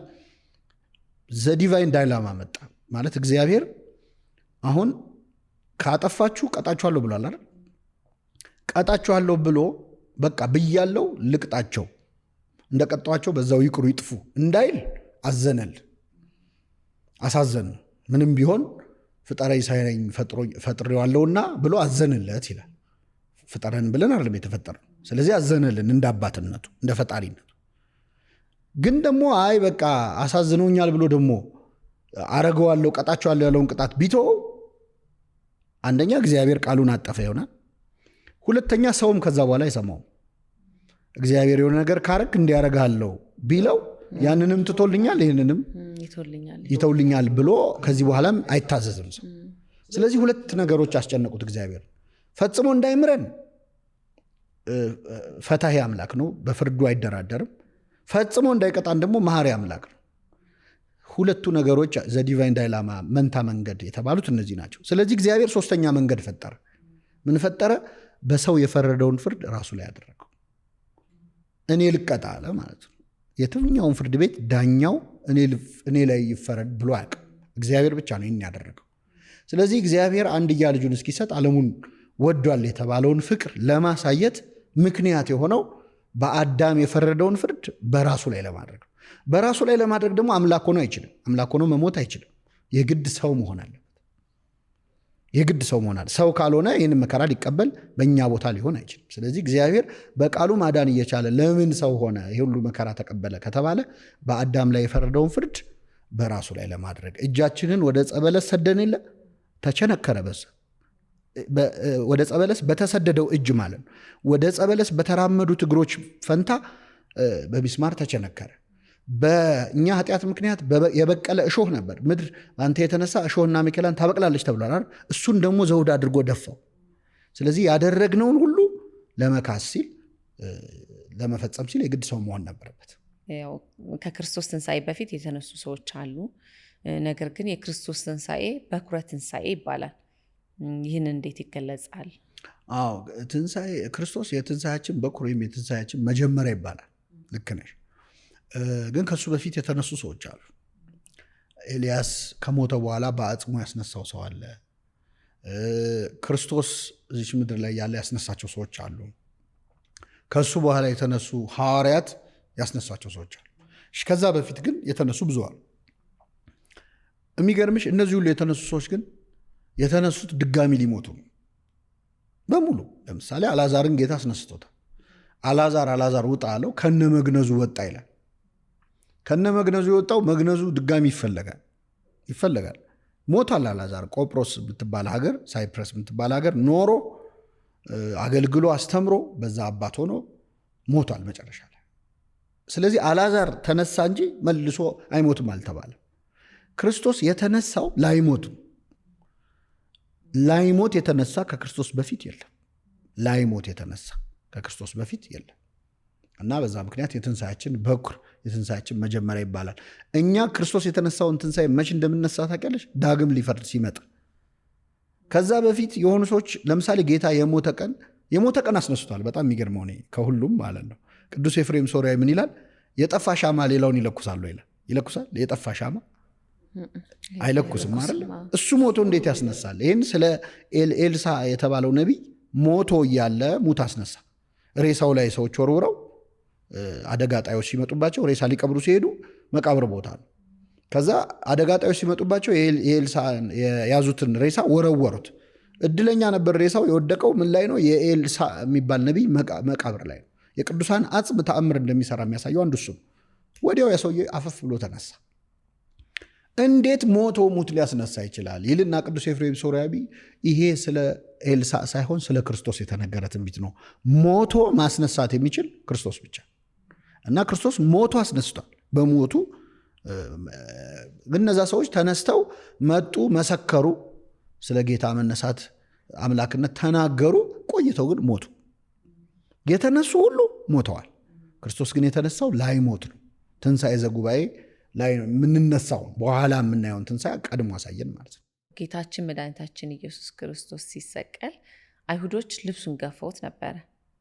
ልክ ሞትን ድል አድርጎ ደግሞ ሲነሳ ልብስ ለብሶ ነበርና ያ እንዴት ሆነ? ከዚሁ ጋር ተያያዥ ነው። ጌታችን በጣም ባጭሩ ለመመለስ ከትንሣኤ በኋላ ልብስ እንደማያስፈልገን ነው የሚያሳየው ይሄ ታሪክ። የብርሃን ልብስ ልክ አሁን መላእክት ለምሳሌ ለእኛ ሲገለጡ በፈለጉት መገለጥ ይችላሉ። ሽማግሌ ሆነው መገለጥ ይችላሉ። ንጉሥ መስለው ሊገለጹ ይችላሉ። ወንድ መስለው፣ ሴት መስለው፣ አረጋዊ መስለው፣ ወጣት መስለው ሊገለጹ ይችላሉ። ሲገለጹ ልብስ ለብሰው ነው የሚገለጹት። ግን ከጥጥ የተሰራ ልብስ አይደለም፣ የምትነኪው አይደለም፣ ረቂቅ ነው። ስለዚህ ሰው ግሎሪፋይድ ቦዲ ነው የሚኖረው። ከሞተ በኋላ የከበረ አካል ነው የሚኖረው። እዛ አካል ላይ ስትሆኚ የብርሃን ልብስ ወዳለው ማንነት ስለምንመለስ የምድር ቁርበትና ጨርቅና ምናምን የተሰፋ ልብስ አያስፈልገን። በፈለግነው የብርሃን ልብስ መገለጥ እንችላለን።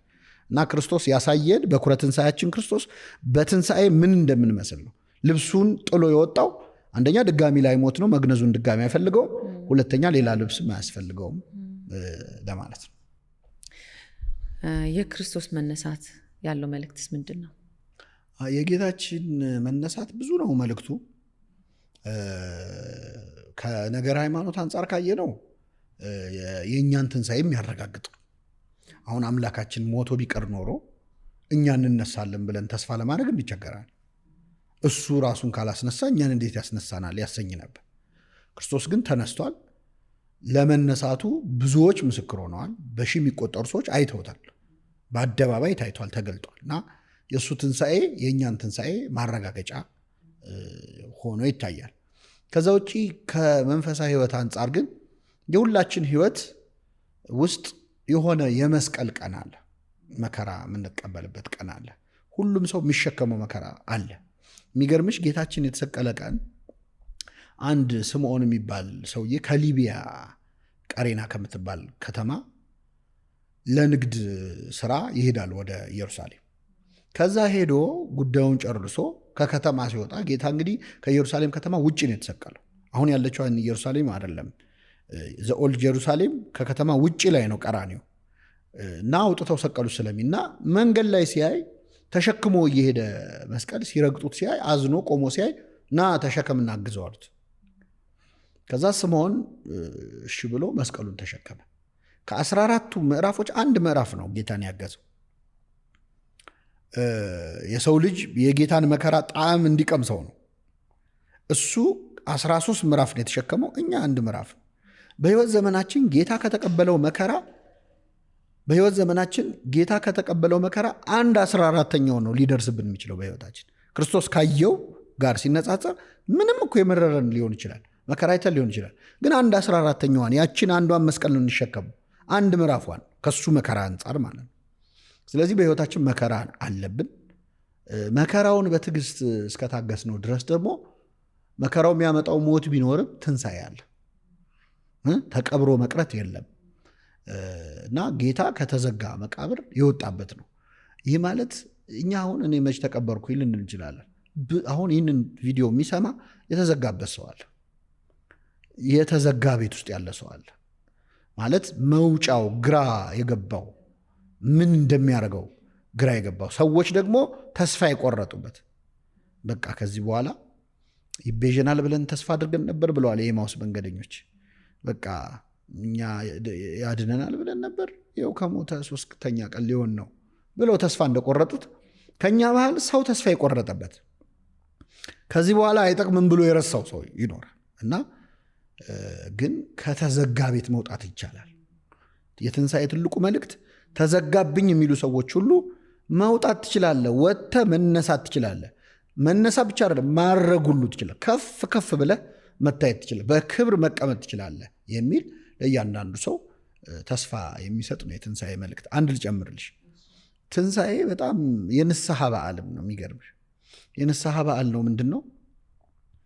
ጌታችን የተሰቀለ ምሽት፣ የተያዘበት ምሽት በሙሉ ተማሪዎቹ ሸሹት፣ ከዮሐንስ በስተቀር ሁሉም ሸሹ። ጴጥሮስ ደግሞ ቀስ ብሎ ከሩቅ ሲከተለው ጥያቄ ሲበዛበት አላቀውም ብሎ 1 2 3 ካደው። 3 ሲክደው ጌታ ቀና ብሎ አዩ። 3ኛው ላይ አዩ። ሲያዩ ጴጥሮስ አፈረ ባረገው ነገርና ወጥቶ አለቀሰ። ምርር ብሎ ከሁሉ ይልቅ ስወደው እንዴት እኔ ከሁሉ ቀድሜ ክደዋለሁ ብሎ በጣም አለቀሰ። አሁን የጴጥሮስን እንባ ክርስቶስ ተቀብሎታል። ይገርምሻል። ጴጥሮስ በእንባው ኃጢአቱን ነው ያጠበው። እግዚአብሔር የእንባ ያህል የሚያሸንፈው ነገር የለም። እንባ ጥያቄ አይደለም፣ መልስ ነው። ምክንያቱም እንባ ራሱ እግዚአብሔር ከአንቺ ጋር የሚነጋገርበት አንዱ መንገድ ስለሆነ ምንም አይረብሸውም። እግዚአብሔር የሚከብደው የሚያለቅስን ሰው ማየት ነው። አውከውኛልና አይኖችሽን ከኔ መልሽ የሚል አለ እዚህ መኃልየ ዘሰሎሞን። የሚያለቅስን አይን ማየት አይችልም እግዚአብሔር። ይጨንቀዋል፣ ይከብደዋል ማለት ነው። የኤርትራን ባህር የከፈለው እኮ የሙሴ በትር የሚመስለው ካለ ይዋ ነው። መጀመሪያ የከፈለው የራሔል እንባ ነው።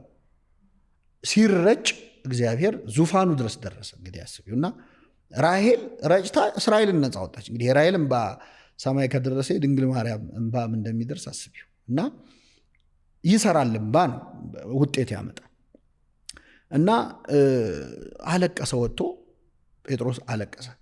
አሁን እንደ ደቀ መዛሙርት ሆነች ስታየው ጴጥሮስ ክዶታል። ግን የካደው ፈርቶ ነው። ይሁዳም ክዶታል እኮ። ይሁዳ አስቦ ነው የካደው። ጴጥሮስ ግን ፈርቶ ነው የካደው። ከልቡ አይደለም የካደው፣ አፉ ነው የካደው። ይህን ያውቃል እግዚአብሔር።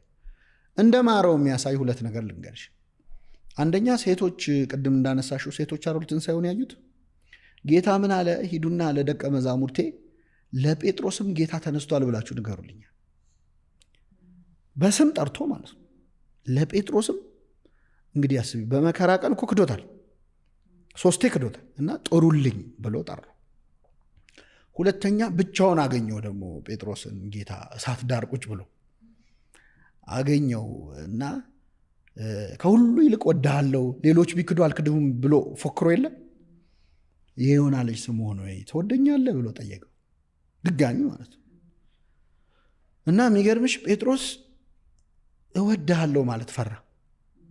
ምክንያቱም አልክድህም ብሎ ክዷል እና እወድሃለሁ ብሎ ደግሞ ምን ሊመጣበት ነው? አስፈራውና ጌታ ሆይ እንደምወድህ አንተ ታውቃለህ። ደግሞ ጠየቀው፣ አንተ ታውቃለህ። 3ኛ ሲጠይቀው ጴጥሮስ አዘነ፣ ገባው። ሐሙስ ዕለት የካደው 3 ያደረግ 3 እያሳመነው ነው ክርስቶስ። 3 እንደ ካድከኝ 3 ደግሞ እስቲ እመነኝ ነው። እና እግዚአብሔር ታሪኩን ድጋሚ እንዲጽፍ ዕድል እየሰጠው እና ትንሣኤ የሰከንድ ቻንስ በዓል ነው። በሕይወታችን በጣም የምንጸጸትባቸው፣ የምናፍርባቸው፣ ሰው በደለን ከምንለው በላይ እኛ ራሳችንን ይቅር ለማለት የምንቸገርበት የምናፍርበት ስህተቶች አሉ። አንዴ ላይሆን ይችላል የሰራነው ያን ስህተት፣ 2 3 ሊሆን ይችላል። ጴጥሮስ እንኳን ዶሮ እስኪጮህ ነው 3 ካደው። እኛ ያለን አይደል እንዴ ዶሮ ከጮህ በኋላ ስንቴ ካደው? ስንቴ እኮ ዶሮ ከጮህ እኛ ብንሆን እንደውም ዶሮን እናርደዋለን ለፋሲካ እና የፈለግነው ነው የምንሰራው። በዶሮ ከማልቀስ ይልቅ ከዶሮ በኋላ ብዙ የካድነው እኮ ሰዎች አለ። ግን ድጋሚ ድል የሚሰጥ አምላክ ነው። የሚገርምሽ ካሰው ጴጥሮስ እንዴት እንደ ካሰው ታውቂያለሽ? መንፈስ ቅዱስ ከወረደለት በኋላ በአንድ ቀን ስብከት 3000 ሰው አሳመነ። ጴጥሮስ በጌታ ያመኑ 3000 ሰዎች አመጣ። አንዴ ለካድኩ 1000 ሰው ሰጥቻለሁ ጌታ ሆይ፣ አንዴ አላቅም ላልኩ 1000 የሚያውቁ ሰዎች እነሆ ብሎ ለጌታ አበረከተ። እድል ሲሰጠው ሰው የሰራውን ስህተት በእጥፍ የመካስ አቅምም አለው እና ትንሣኤ የእግዚአብሔር ምሕረት ቸርነቱን ያየንበት፣ ርኅራኄውን ፍቅሩን ያየንበት ነው። እዚሁ ስትገልጽ የኤማውስ መንገደኞች ብለህ ገልጸ ነበረ። እኔን ያው 3ኛ ልጅን ኤማውስ ስላልኳት እዚህ ታሪኩን ልስማው በዚሁ አስታኪ። አዎ የኤማውስ መንገድ እንዴት ደስ የሚል ታሪክ መሰለሽ። ማለት ቤተክርስቲያናችን ከዳግማዊ ትንሣኤ ቀጥሎ ያለውን ሳምንት ኤማሁስ ብላ ነው የምትጠራው። እሁዶቹንም በኋላ ያለውን እና ያን ቀን ነው የሚነበበው። ሁለት ሰዎች የትንሣኤውን የጌታን ትንሣኤ ሰምተው አልተዋጠላቸው፣ ሴቶች ነው ያሉት ብለው ቅድም እንዳልኩሽ ከኢየሩሳሌም 12 ኪሎ ሜትር መንገድ ኤማሁስ የምትባል መንገድ አለች። መሄድ ጀመሩ። ሉቃስና ቀሌዮጳ ይሏቸዋል የኛ ሊቃውንት። እና መንገድ እየሄዱ እያለ በቃ ተክዘው የሚያወሩት ስለ ክርስቶስ ነው። በቃ በጣም ተክዘው እኛ በቃ እንዲያረጉት፣ ሰቀሉት፣ ገረፉት እያሉ ያወራሉ። ከዛ ጌታ መሃላቸው ተገኘ። መንገደኛው ነው፣ አብሮ ሊሄድ ማለት ነው። ጨለማ ነው፣ በደንብ አይታይም። እሱ መሆኑን አላወቁትም። እና አብሯቸው ሲሄድ ምን አላቸው? በመንገድ ስትሄዱ እንዲየጦለጋችሁ እየደከማችሁ ስለምንድን ነው የምታወሩት አላቸው። እንዴ ለኢየሩሳሌም እንግዳ ነህ ወይ? አልሰማህም እንዴ የተደረገውን? በሰውና በእግዚአብሔር ፊት በስራውና በቃሉ ብርቱ ነቢይ ስለነበረው ስለ ናዝሬቱ ስለ ኢየሱስ ነው የምናወራው። እንዴት እንደሰቀሉት እንደገደሉት ነው የምናወራው። ይኸው እኛ ይቤዠናል ብለን ተስፋ አድርገን ነበር። ይኸው ከሰቀሉና ከገደሉት እኮ 3 ቀን ሆነው። ሕያው ሆኖ አይተነዋል የሚሉ ሴቶችን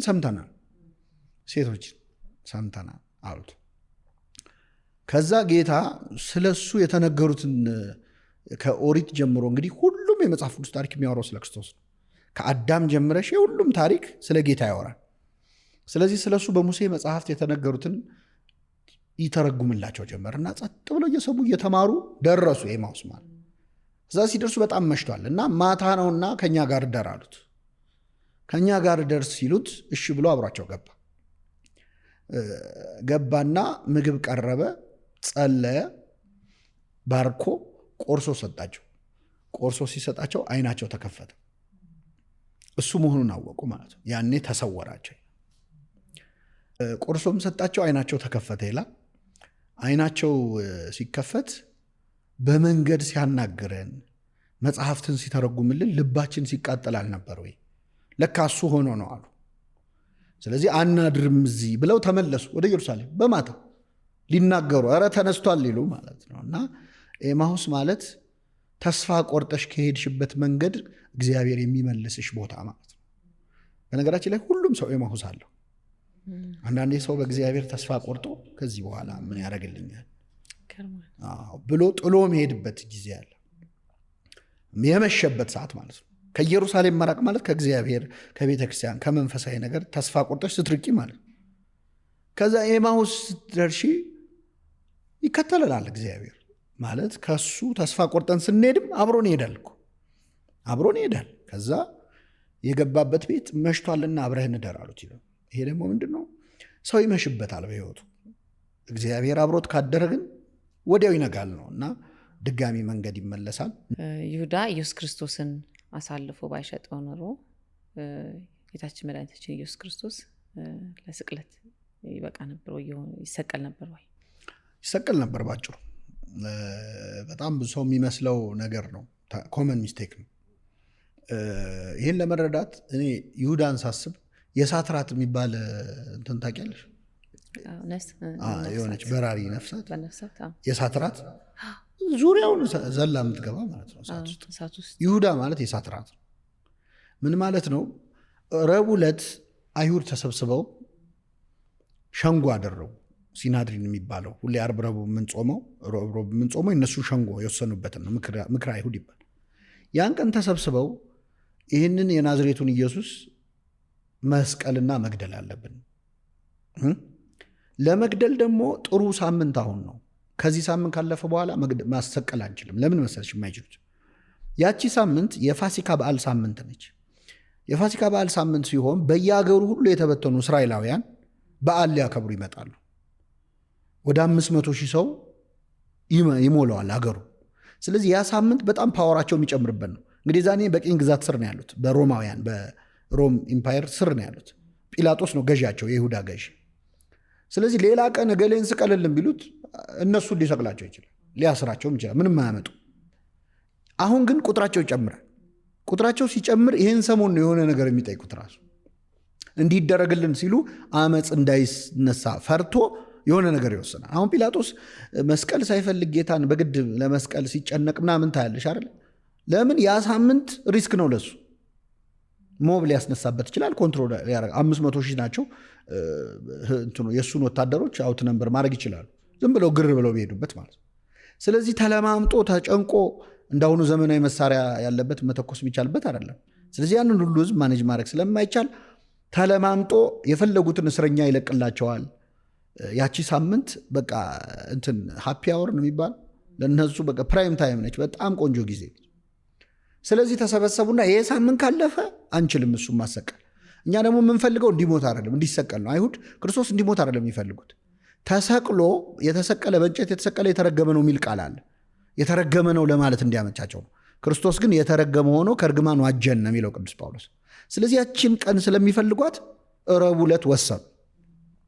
በቃ መገደል አለበት መሰቀል አለበት ብለው ሲወጡ በር ላይ ማንን አገኙት መሰለኝ? ይሁዳ። ይሰቀል ብለው ወሰዱ። አቤት ሲሉት እኔ እሱ ደቀ መዝሙር ነኝ፣ ያለበትን ቦታ ላሳያችሁ፣ የሚውልበትን አጣርቼ ላሳያችሁ አለ።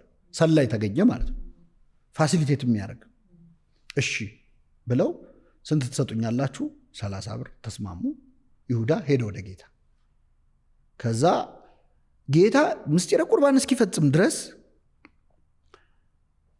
ለይሁዳ ሎኬሽኑን አልተናገረም። ሂዱና መንገድ ላይ እንዲህ ያለ ጎበዝ ወጣት ታገኛላችሁ፣ እሱ ፋሲካ የት እንደምታደርጉ ይነግራችኋል ይል ነበር ጌታ። ለምን? ቦታውን ከተናገረ ይሁዳ ሄዶ እዚህ ነው ያለው ብሎ ምስጢረ ቁርባን ሳይፈጽም እንዳያስይዘው ማለት ነው፣ ስራውን ሳይጨርስ። ስለዚህ እስከ መጨረሻው ኮድ በኮድ ሂዱና እንዲህ ቦታ ሲል ቆየና ምስጢረ ቁርባን ከተደረገ በኋላ ግን ይሁዳ አሁን የፈለግከውን አድርጋለሁ። እሱና ጌታ ብቻ የሚግባቡበት ነው። ሐዋርያት የመሰላቸው ዕቃ ግዛ ያለው ነው የመሰላቸው። ግን የልቡን ሰርቶ ገንዘብ ተዋውሎ እንደመጣ ጌታ ያውቃል። ወጣ፣ ሄዶ ይዞት መጣ። ጌቴሴማኒ ያለበት የሚጸልይበት ቦታ ላይ አምጥቶ እሱ መሆኑን እንዲለዩ ካሉት ውስጥ ሄዶ ሳመው። በነገራችን ላይ የጌታ የመጀመሪያ ቁስል የይሁዳ መሳም ነው። ከሚስማር በላይ የሚያመው የምትወጂው ሰው ክዶ ሲጠቁምብሽ ከማየት በላይ ምን የሚከብድ ነገር አለ? እና የመጀመሪያው ችንካር የክርስቶስ ከጎኑን ከወጋው ሰውዬ ጦር በላይ የይሁዳ መሳም አሞታል ይላሉ አንድ ባለቅኔ እንደው። እና ካደው። ለዛ ነው በዛ ሳምንት አነሳሳም ምናምን የምንለው። መሳም ያን ሳምንት ላይ ትርጉሙ ሌላ ስለሆነ ይህን ለማስታወስ ነው እንጂ መጥፎ ነው አይደል። ሌላ ቀን ተሳሳሙ በፍቅር አሳሳም ብላ ቅዳሴ ላይ ታውጃለች ቤተክርስቲያን። እና ይሁዳ ባይሸጠው ኖሮ ባያስይዘው ኖሮ ምናልባት ፋሲሊቴት ለማድረግ ትንሽ ይቸገሩ ይሆናል እንጂ አይቀርም ነበር። ስለዚህ በማይቀር ነገር ውስጥ ገብቶ ነው የተኮነነው፣ መደረጉ ለማይቀር ነገር ማለት ነው። ሌላው እዚህ ከይሁዳ ጋር ተያይዞ ጌታችን መድኃኒታችን ኢየሱስ ክርስቶስን አሳልፎ ሲሰጠው እንደው የንዋይ ፍቅር ስላለበት ነው ወይስ ክፉ መንፈስ ስላደረበት ነው? ክፉ መንፈስ ተጠናውቶት ነው ብቻ ካልን ጌታን የሸጠው ሰይጣን ይሆናል፣ ይሁዳ ይሆናል። ክፉ መንፈስ ነፃ ፈቃድን መንካት አይችልም። ነፃ ፈቃድን መንካት አይችልም። ግን እንዴት ነው መሰለሽ፣ እኔ በዘመናችን ቋንቋ ለምሳሌ ብሉቱዝ ወይም ኤርድሮፕ ብላረግልሽ ፋይል መጀመሪያ አንቺ መክፈት አለብሽ አይደለ? ሰይጣን ማን ነው? ይሁዳ ለሰይጣን ብሉቱዙን ኦን ያደረገ ሰው ነው። ገባበት የተባለው ከፍቶለት፣ ሰይጣን ካልተከፈተለት አይገባም። እና ሰይጣን ወደ ልቡ ገባ ማለት በር ካልተከፈተለት አይገባም። መብትም የለውም እኛ ላይ እንደዛ የማድረግ። እና ይሁዳ ገንዘብ ጨርሶ የመጣው ሮብ ነው። በነገራችን ሮብ ዕለት ብሩን ጨርሶ ተነጋግሮ፣ እኔ በጣም የሚገርመው መጥቶ ደግሞ እግሩን ይታጠባል። ጌታ ሲያጥበው ታጥቧል እኮ። ብሩን ጨርሶ መጥቶ ጌታ አጎንብሶ እግሩን አጠበው። ምን አይነት ትዕግስት ነው! ያውቃል እኮ። አጎንብሶ እግሩን አጠበው። ከዛ ከእናንተ መሃል አንዱ አሳልፎ ይሰጠኛል ሲላቸው የመጡ ሐዋርያት እኔ የሆንን አሳልፍ የምሰጥ እኔ የሆንን ሲሉ፣ ይሁዳም እኔ የሆንን ብሏል። መጥቶ አብሮ ጠይቋል። እና የክርስቶስ ትዕግስት በጣም የሚደንቅ ነው። እና ተሸከመው 3 ዓመት። ቅዱስ ዮሐንስ አፈወርቅ የተባለ አባት ሚላል አሳ አጥማጆች ረጅም ሰዓት ቀኑ ሙሉ ሲያጠምዱ ውለው 1 ሰዓት እየቀራቸው አንዷንም ሰዓት እስከ መጨረሻ መረባቸውን አጥምደው ይጠብቃሉ ከገባ አሳ ብለው። ክርስቶስ የይሁዳን ነፍስ ወደሱ ለመማረክ 3 ዓመት ሙሉ መረቡን ዘርግቶ ከረመ ይላል። ጠበቀው። ይሁዳ ከጌታ ያገኘው የመጨረሻ ነገር ምንድን ነው? በፍቅር ነው። ወዳጅ ሆይ መጣህ ነው ያለው። ወዳጅ ሆይ መጣህ ብሎ በፍቅር ነው የሳመው። የመጨረሻ ደግሞ እግሩን አጥቦ ነው የተሰናበተው። በእነዚህ እግሮች ሄዶ እኮ አሳልፎ እንደሚሰጡ ያውቃል፣ ግን እግሩን አጣ እና እስከ መጨረሻው ፍቅር አሳይቶ፣ ግን አለመታደል ነው። አንተ በበረሃ ነፋስ የጠፋ ሻማ ሆይ፣ አባቶቻችን ስለ ይሁዳ የደረሱት ጸሎት እንዴት ይገርማል። ከሐዋርያት ይልቅ የሮማውያን ወታደሮችን ማህበር መረጥክን? ምን ጎሎብህ ነው ብለው እና የሚታዘንለት ሰው ነው። ነገራችን ላይ ስለ ይሁዳ አይደለም ቤተክርስቲያን እያወራች ያለችው። በእኛ መሃል ወዳጆቻቸውን ለሚከዱ ሰዎች በክፉ ቀን በጎደለበት ሰው በጠላው ቀን ከሃዲ መሆን እንዴት እንደሚያስጠላ በይሁዳ ነው የምናየው። እና በየዘመኑ ብዙ ይሁዳዎች አሉ፣ ብዙ ጴጥሮሶች አሉ ሁልጊዜም። እና ራሳችንን አይተን ከእንዲህ ያለ ነገር እንድንላቀቅ ነው። ይሁዳ የልጅ ልጁ ይደምሰስ የሚል ልጁ የልጁን ልጅ ሁሉ ይሁዳ ልጅ እንደወለደ አልተጻፈም። የይሁዳ ልጅ የሚባሉት ይሁዳዊ ስራ የሚሰሩ ሰዎች ናቸው። ጓደኞቻቸውን ቢትሬ የሚያደርጉ፣ በክፉ ቀን አሳልፈው የሚሰጡ። የሆነ እኮ ክፉ ነገር በሀገር ሲከሰት እኮ ሰው ሲክድ ይታያል። በሆነች ክፉ ቀን አድቫንቴጅ ተጠቅሞ ከስራ ማባረር፣ የሆነ ደሞዝ ማድረግ፣ አድቫንቴጅ መውሰድ፣ የሆነ ችግር ላይ አሁን ለቀኑ የእሱ አይደለም ብሎ የሆነ ሰው ላይ መጨከን። ይሁዳ ማለት ነው። ሌላ ምን ይሁዳ አለ? እና ይህን ነው የሚያሳየው። ራሳችንም እንድናይ ያደርገናል ማለት ነው። በሙሉ መስታወት ነው። መስታወት ፊትሽን ልታይ አይደለ? ቃሉ መስታወት ነው የሚለው እና እግዚአብሔር የዛሬ 2000 ዓመት የተሰራ ታሪክ ደግሞ የሚነግረን ስለምንሰራው ነው። ዛሬም በንጽህና የሚሰቀሉ ሰዎች አሉ። ዛሬም ደግሞ በሚክዱ እና ሰው ቢትሬ የሚያደርጉ ሰዎች አሉ። ከትንሣኤ እስከ ዕርገት ጌታ ኢየሱስ ክርስቶስ የት ነበር? እንግዲህ ጌታችን ከተነሳ በኋላ ያለውን 40 ቀናት ቅዱስ ሉቃስ የሐዋርያት ሥራ ምዕራፍ 1 ሲጀምር ከትንሣኤው በኋላ ለ40 ቀን እየታያቸው የእግዚአብሔርንም መንግሥት ነገር እየነገራቸው ይላል። ስለዚህ ጌታ 40 ቀኑን የታሳለፈ ሲባል አንድ እየታያቸው ነው። ክርስቶስ ለብዙ ሰዎች ታይቷል። ለ12 ሐዋርያት ታይተዋል። ለቅዱሳት ሴቶች ታይተዋል። ብቻቸውን ያዩት ሰዎች አሉ። የኤማውስ መንገደኞች አሁን እንደነገርኩሽ አይተውታል። ከ500 የሚበዙ ሰዎች ታይተዋል።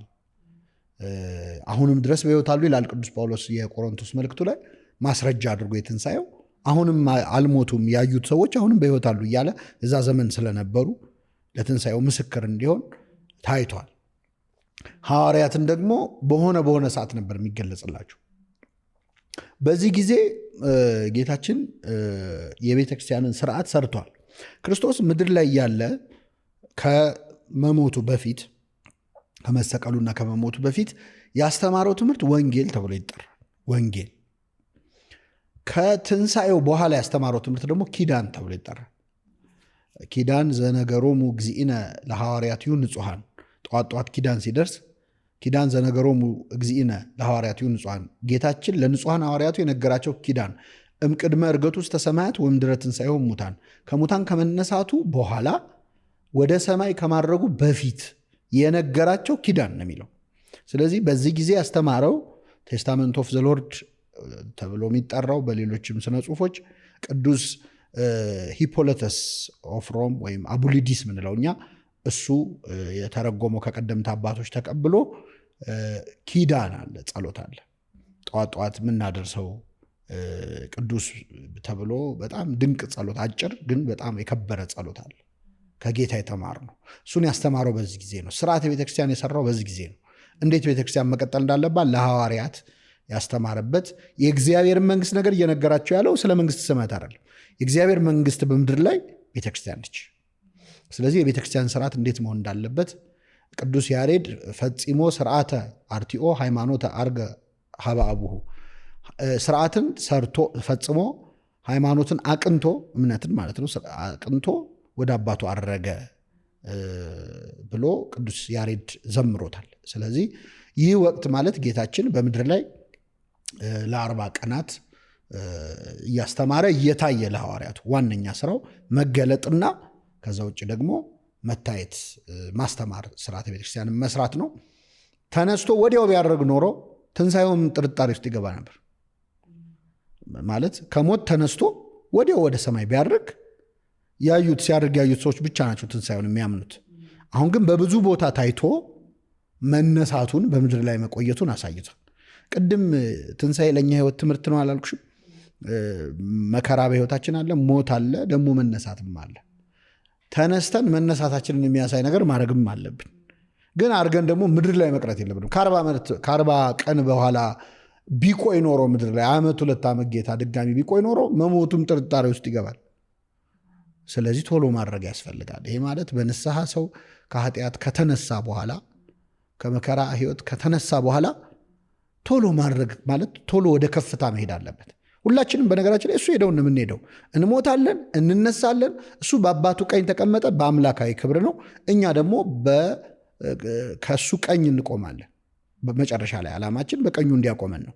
ስለዚህ ለእኛም መንገዱን እያሳየን ነው ማለት ነው። ትንሣኤ ለኃጢአት ምሳሌ ሲሆን፣ ሞት ለኃጢአት ምሳሌ ሲሆን፣ ትንሣኤ ለንስሐ ነው። በንስሐ ከተነሳችሁ በኋላ ምድር ላይ አትርመጥመጡ፣ ድጋሚ ኃጢአት ስራ እየሰራችሁ አትቆዩ፣ አርጉ፣ ከፍ በሉ፣ የልልና ስራ ስሩ የሚል ትምህርት አለው ማለት ነው። ይሁዳ ጌታችን ኢየሱስ ክርስቶስን አሳልፎ ከሰጠ በኋላ ራሱን አጥፍቶ ነበርና ያ ምክንያቱ ምንድን ነው መሰለሽ? እንግዲህ ሰይጣን አንዱ የሚያደርገው ነገር የሆነ ኃጢአት ከሰራም በኋላ ተስፋ እንድንቆርጥ ማድረግ ነው። ስትሰሪው ምረት የምታገኝ እንደሆነ ይነገርሻል። ምን ችግር የለውም በአንተ አልተጀመረም ብሎ ያሰራኝን ኃጢአት እኔ ብቻ እንደሰራሁት ያስታውሰኛል። ከዛ በኋላ ይሁዳ ላይ ያደረገው ይህን ነው። ይሁዳ በጣም ተንቀሽቅሾ ነው ሄዶ ገንዘብ የተማማለው። በነገራችን ላይ ብዙ ሰው የሚመስለው የይሁዳ ትልቁ ኃጢአቱ ጌታን መሸጡ ነው የሚመስለው። አይደለም። ጌታን መሸጥ ኃጢአት ነው? አዎ ኃጢአት ነው። ክደት ነው? አዎ ክደት ነው። ግን ይሁዳን ሲኦል የጨመረው ዋነኛው ኃጢአት ራሱን ማጥፋቱ ነው። የሚገርመው ማረኝ ቢለው ይምረው ነበር።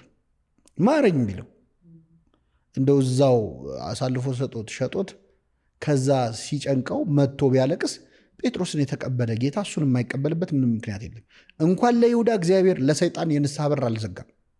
ቢመለስ ይቀበለዋል።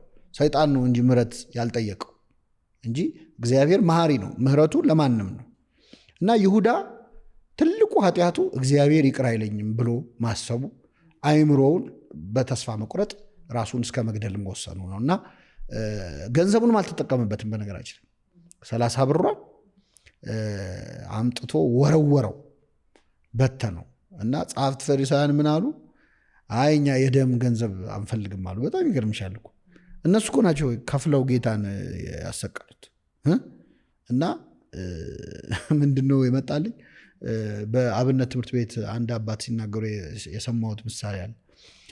ተማሪ ድርቆሽ ለምኖ ሰብስቦ አንድ ላይ አድርቆ ነው እንደ ኮቾሮ አድርጎ የሚበላው።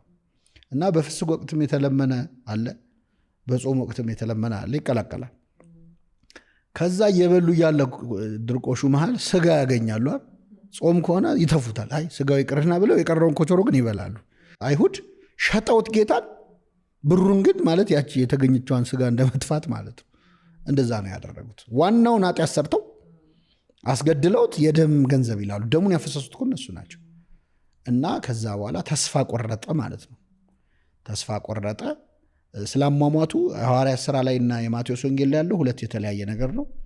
አንደኛው ታንቆ ሞተ ይላል፣ አንደኛው ሆዱ ተዘርግፎ ሞተ ይላል። ሁለቱም ተፈጽሟል። ምንድን የሆነ ይሁዳ ታንቆ ለመሞት በገመድ ተንጠልጥሎ ሳለ ወደቅ እና ከመጀመሪያዎቹ ቀደምት አባቶች መካከል ፓፒያስ የሚባል ታሪክ ጸሐፊ የጻፈው ማለት ነው። በዛ ጊዜ በሕይወት የነበረ ሰው እና ከዛ ወድቆ ታሞ ሆዱ እስኪያብጥ ድረስ ደረሰ። እሱ ትንሽ ለማመን የሚከብድ በጣም አብጦ ነበር ይላል። ለማንኛውም መጨረሻ ላይ ከአልጋው ሲነሳ ሆዱ ተዘርግፎ ሞተ ይላል። ስለዚህ ሁለቱም ተመሳሳይ ነው። ስለ አንድ ታሪክ የሆነ ሳይዱን የጻፉት ማለት ነው ወንጌላውያኑ። እና የይሁዳ አሳዛኝ መጨረሻ ቤተክርስቲያን የምታዝንለት ዋነኛ ምክንያት ተስፋ መቁረጥ ነው። ይሄ ማለት እግዚአብሔር ከኃጢአታችን በላይ አይምረኝም ብለን ማሰባችን ያሳዝነዋል። ተስፋ መቁረጣችን የበለጠ ያሳዝነዋል። የይቅርታ በሩ እስከ መጨረሻው አልተዘጋም። በራስህ ላይ አንዳች ክፉ ነገር አታድርግ ይላል። አንዱ ራስን ማጥፋት ነው። አትግደል ራስንም ይጨምራል። ነፍስን ያመጣት የመውሰድ ስልጣን የሱ ነው። ስንቋጨው የከፋ እንጂ የተሻለ ነገር አናመጣም። የይሁዳ ጸጸት መጨረሻው ሞት ነው። የጴጥሮስ ጸጸት ግን ንስሐ ነው። ስለዚህ መጸጸትም ካለብን በንስሐ በእንባ ነው እንጂ ራስን በመጉዳት አይደለም የሚለውን ያስተምራል የይሁዳ ታሪክ ነው። እንደው ከዚሁ ጋር ያይዘ አንድ ከባድ ነገር ሲገጥማቸው ተስፋ ቶሎ የመቁረጥ ራስን የመጥላት ከዛም አልፎ ደግሞ አሁን ኃጢአት የምንለውን ራስን እስከ ማጥፋት ድረስ የሚያደርስ ነገሮች ውስጥ የመግባት ነገር አለና እንደው ያንተን ምክር ባንተ አንደበት ቢሰሙ ጥሩ ስለሆነ። እንግዲህ ራስን ማጥፋት ማለት ለጊዜያዊ ችግር ዘላቂ ችግር መፍጠር ነው። ጊዜያዊ ችግር አልፈታውም ብዬ ሌላ ዘላቂ ችግር መፍጠር። አሁን ያለውበት መከራ፣ አሁን ያለውበት አሳዛኝ ሁኔታ ስለከበደኝ ወደ ሌላ ወደ ከፋ ዘላለማዊ ችግር ሊሸጋገር ማለት ነው እና ይህ ጭካኔ በራስ ላይ የሚደረግ ውሳኔ እግዚአብሔርን ያሳዝነዋል። የሰው ሰውነት መቅደስ ነው። ማንም የእግዚአብሔርን መቅደስ ቢያፈርስ እግዚአብሔር እሱን ያፈርሰዋል ይላል። ስለዚህ በመቅደስ ሰውነታችን ላይ ነው ይህንን ክፉ ነገር የምናደርገው። የእግዚአብሔርን መቅደስ የማፍረስ ያህል ድፍረት ነው። እሱ ደግሞ የራስ ፀጉራችንን ሳይቀር ቆጥሮታል። ይህን ያህል ነው ክብራችን ማለት ነው። በስም ያውቀናል ብቻ አይደለም። በነገራችን ላይ ሰው የማያውቀውን ሰው እግዚአብሔር ግን ያውቀዋል። የሚረሳው ሰው የለም። የፀጉሩ ቁጥር ድረስ እግዚአብሔር ያውቀዋል። ስለዚህ እንኳን እኔ ራሴን እንዳጠፋ ፀጉሬ እንድትወድቅ እንኳን ከሱ ፈቃድ ውጭ አይሆንም እና በዚህ ደረጃ ክብር የሰጠንን ከዛ ውጪ ዋጋችን ደግሞ ከፍ ብሏል። አሁን የሰው ዋጋው እኮ በጣም ጨምሯል። የእግዚአብሔር ልጅ ደም ነው የሰው ዋጋው ማለት በደሙን የገዛው። በኦሪት ቢሆን እሺ፣ አሁን አዲስ ኪዳን ላይ ሞቶልናል። ስለዚህ እሱ ሞቶልን እኛ እንድንኖርለን ነው የሚፈልገው። የራስን ማጥፋት ስሜት ውስጥ ሲሆን ሰው በተቻለ አቅም በፍጥነት ወደ ቤተክርስቲያን መሄድ አለበት። በፍጥነት ሄዶ የነፍሴ ገዥዋ የነፍሴ ባለቤቷ አንተ ነህ፣ ስለዚህን ክፉ ሐሳብ አርቅልኝ ብሎ ጸሎት ማድረግ እና ለአንተ አደራ ስለሰጠው ነፍሴን አንተ ደግሞ ስጋዬን ጠብቅልኝ ብሎ መለመን ያስፈልጋል። ከዛ ሁኔታ መንጭቆ ማውጣት ይችላል እግዚአብሔር ከተዘጉ ነገሮች ማለት ነው። ከአናብስት ጉድጓድ ከእሳት ውስጥ ሲያወጣ ያየነው ታሪክ ሁሉ ለእኛ እሳታችንና አንበሳችን እንደዚህ አይነት ጊዜያት ናቸው። ስለዚህ ምናልባት ሰው ለማብሸቅ ብሎ በጣም ፖይንት ሜክ ለማድረግ ብሎ ራሱን ያጠፋል። እኔ ስሞት ያዩታል የኔን አለመኖር ምን እንደሚያመጣ ምን እንደዚህ ብለህ ታስባለህ። ግን በሞት በሳምንቱ ረስተው ካርታ ይጮታሉ እዛው ለቅሶ ላይ። ይህን ያህል ሩቅም አይደለም፣ አንታወስም። የሚያስታውሰን እግዚአብሔር ብቻ ነው። ስለዚህ የሚያስታውስህን ባታስቀይም ይሻላል። የሚረሱህን ሰዎች ለማናደድ ብለህ የሚያስታውስህን አምላክ ማስቀየም ከባድ ነው እና በጣም የሚገርምሽ የሞቱ ሰዎች ከሞቱ ረጅም ዓመት የሆናቸው ሰዎች አንዳንዴ መልካቸው ሁሉ ይጠፋናል። መልካቸው ሁሉ ድምፃቸው እንዴት ነበር ሁሉ ይጠፋናል። 300 ዓመት ምናምን የሆነው ግን ጭራሽ አይታወቅም። አሁን እኛ ቅድመ አያቶቻችን አናውቃቸው። እግዚአብሔር አውቆ አስታውሶ ነው የሚያስነሳን በትንሣኤ ዕለት። በጣም እኮ ይገርማል። የዕለተ ምጽአት ነፍሳትን ሁሉ ከሞት ማስነሳቱ አስታውሶ ማንም አያስታውሰው። ማንንስ ቢያስቀር ማን ይጠይቀዋል? እኛ እንኳን እኮ አንተዋወቅም። የገዛ የልጅ ልጆቻችን አያውቁንም። ስለዚህ የማይረሳውን አምላክ አስታውሶ ከአፈር ከትቢያ ሰብስቦ ሰው አድርጎ በክብር የሚያስነሳንን አምላክ ማስቀየም አይገባም። ለጊዜያዊ ዓለም ተብሎ ዘላለማዊ ዓለምን ማበላሸት አይገባም። ስለዚህ እንዲህ አይነት ተስፋ መቁረጥ ውስጥ የሚሆኑ ወንድሞች እህቶች፣ የጨለመበት ሁሉም ላይ ያለ ነው። ቅዱስ ጳውሎስ አንድ የተናገረው የሚያጽናና ቃል አለ። በዚህ ልዝጋው። በሰው ከሚሆነው በቀር በእናንተ አንዳች ነገር አልደረሰም ይላል። ማለት ማንም ሰው ላይ መከራ ቢወርድ ሌላው ሰው ላይ ደርሶ ማያቅ መከራ ሊደርስበት አይችልም። አዲስ ነገር አይሆንባችሁም። ያለና የነበረ ነገር ነው እናንተ ላይ የሚደርሰው ይላል። አንድ በሰው ከሆነው በቀር በእናንተ አንዳች አልደረሰም ይልና ከሚቻላችሁ በቀር ትፈተኑ ዘንድ የማይፈቅድ እርሱ ከፈተናው ጋር አብሮ መውጫውን ያደርግላቸዋል ይላል። ስለዚህ እግዚአብሔር ሌላ ቃል የገባልን በሰው ያልደረሰ አይደርስብንም። አንድ ሁለተኛ ከምንችለው በላይ አንፈተን፣ ከምንችለው በላይ እንድትፈተኑ አይፈቅድም ይልና ከፈተናው ጋር ደግሞ አብሮ መውጫውን ያዘጋጅላቸዋል የሚለው ይህንን ቃል ሁሉ የማስታወስ ያስፈልጋል ማለት ነው።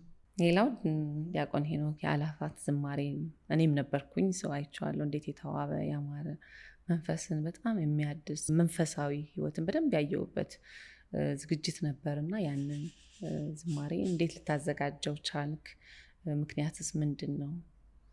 አዎ ያው እኔ አይደለሁም በጣም ብዙ ወጣቶች ብዙ አባቶች ወንድሞች በመሆን ነው ያዘጋጀ ነው። የአላፋት ዝማሬ ማለት ይኸውልሽ ይሄ የዚህ ነጠላ ዘርፍ ይታይሻል። እቺ ጫፏ የኢትዮጵያ ኦርቶዶክስ ተዋሕዶ ቤተክርስቲያን እሱ ማለት ነው። በጣም ብዙ አለ ገና ያልታየ ያልተሰማ ሰው ቢረዳው ነፍሱን ሰማይ አድርሶ መመለስ የሚችል ልብ የሚሰነጥቅ ነፍስ የሚማርክ በጣም ብዙ ሀብት በኢትዮጵያ ኦርቶዶክስ ተዋሕዶ ቤተክርስቲያን አለ እና ከዛ ውስጥ በጣም ትንሿን የዚህ ነጠላ አንዱን የሚቋጨውን ክፍል የምታህል ብልጭታ ነች። እሱን በደንብ ማሳየት ስለተቻለ ብቻ የተፈጠረውን ነገር እንግዲህ መነሻ ሐሳቡ የነበረው የሆነ ጊዜ ብዙ ወጣቶች እንደምታውቂው የገናን በዓል በቤተ ክርስቲያን አያሳልፉ።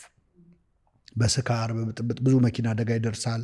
ስካር አለ፣ በክለብ ምናምን ነው የሚያሳልፉት እና የተወለድኩኝ ቀን የኔ ልደት ለማክበር ሰው ሌላ ቦታ አይሄድም፣ ምን ቤት ነው የሚሄደው።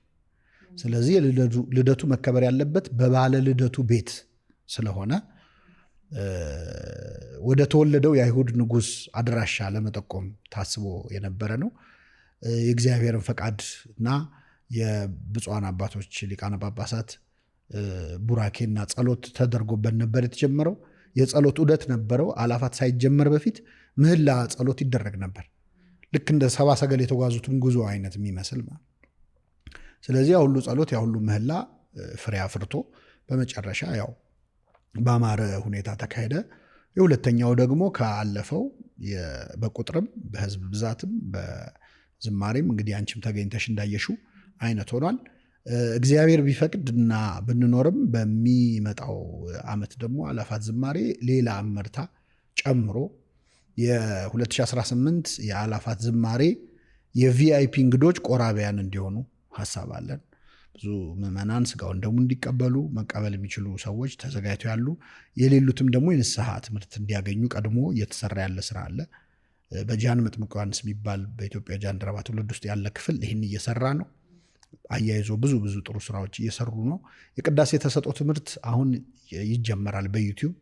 ስለዚህ ያ ቀን የአላፋት ቅዳሴም ሆኖ በስክሪን ላይ ተሰጦውን እያየ ሰው እያነበበ አስቀድሶ ቆርቦ ዶሮ በመስራት የሚያልፈውን ጊዜ ቅድም እንዳነሳሳ ነው ሰው ራሱን በመስራት እንዲያሳልፈው፣ ሌላው ቀርቶ ቤት የሚያገለግሉ የቤት ውስጥ እህቶቻችንንም ጭምር ይዞ ተመቶ በቃ በጌታ ልደት ማሳለፍ ሰባ ሰገልን ሆኖ እረኞችን ሆኖ ከመላእክት ጋር በመዘመር የሚያልፍበት ክብረ በዓል እንዲሆን ሐሳብ አለ። እንግዲህ መነሻው መድረሻው እግዚአብሔር ቢፈቅድ ይህን ይመስላል። በአዲስ መልክ ደግሞ እየመጣልን ነው። ሁላችንም ቤት ቁጭ ብለን ልናይ፣ እሱ ደግሞ ትልቅ እድል ነው ለኛም እና እስቲ ስለ ዩቲዩብ ቻናል ደግሞ አንዳንድ ነገር በለን። አዎ እንግዲህ መቼስ ከመቅረት መዘግየት ይሻላል በሚል የዩቲዩብ ቻናል ከከፈትኩ እንኳን ቆይቼ ነበር። ምንም ግን አልሰራውም ነበር በእውነት ለመናገር በሌላ ምክንያቶች በሌላ አገልግሎቶች ምክንያት ትንሽ ወደ ኋላ ቀርቼ ነበር። ሊቀ ሊቃውንት ስምዐኮነ የሚባሉ የቤተክርስቲያናችን ትልቅ መምህር አሉ እና ልጀምር ስል ጸሎት አስደርጊያቸዋለሁ። ልጀምር ነው ዩቲዩብ ብዬ የተለያዩ አባቶች ጋር ደዋውዬ ነበር እና እሳቸው ምን አሉኝ፣ ስንፍናህን አደንቅ ነበር እስከዛሬም አሉ እና በአስደናቂ ስንፍናዬ ትንሽ ወደኋላ አስቀርቸው ነበረ። እንግዲህ እግዚአብሔር ፈቅዶ ተመልሻለሁ።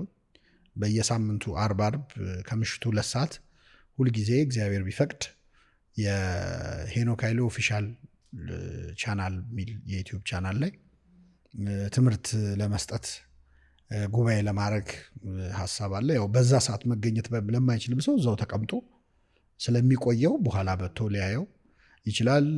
ደስ የሚል ምላሽ ነው። ገና ባጭር ጊዜ ሰዎች ደብተር ይዘው ማስታወሻ ይዘው እየጻፉ ሰብሰብ ብለን እየተማርን ነው ብለው በእውነት መዘግየቴን የበለጠ እንድጸጸትበት አድርገውኛል። ያው መቼስ ቀላል እድል አይደለም ቴክኖሎጂው የሰጠን። አባቶቻችን ይሄ ባልነበረበት ዘመን ኖረው ነው ክርስትናውን እዚህ ያደረሱት። እኛ ያለን የሚዲያ አክሰስ ቢኖራቸው ኖሮ ከዚህ በላይ ብዙ ነገር ያደርጉ ነበርና እጃችን ላይ ባለው የዩቲዩብ ደግሞ ፕላትፎርም ጥሩነቱ ቤተክርስቲያን ውስጥ ብቻ ያለውን ሰው ማስተማር የሚገደብ አይደለም እና ጨርሶ ቃል እግዚአብሔር ሰምቶ ማያውቀውን ሰው ወይም ምንም አይነት ክሎ የሌለው ሰው ሌላው ቀርቶ እስቲ ምንድነው የሚያምኑት ኦርቶዶክሶች ብሎ እንደው ለምርምርም ብሎ የሚሰማም ሰው ካለ ጆሮን እስካልጎረበጠው ድረስ ከመስማት አይመለስምና ያንን እድል ለመጠቀም ነው። እግዚአብሔር ይስጣቸው እንግዲህ ሰብስክራይብ በማድረግ እየተባበሩ ነው። እኔ ብዙም እንደዚህ ለመቀስቀስ እንትኑ የለኝም፣ ግን እግዚአብሔር ይስጣቸው አላሳፈሩኝም። ይሄን ይመስላል። አይ ያው ለኛው ነው ለኛው የሆነ ነገር ሊቀርብላችሁ ነው ሲባል ያው እጃችንን ታጥበን መቅረብ ግድ ይለናል ብዬ አስባለሁና ይሄንን እድል ማግኘታችን ደስ የሚያሰኝ ስለሆነ ቴንኪው በጣም እናመሰግናለን። ሰብስክራይብ አድርጌያለሁ። እሺ በጣም አመሰግናለሁ። ፋሲካ ወምድረኒ ትገብር ፋሲካ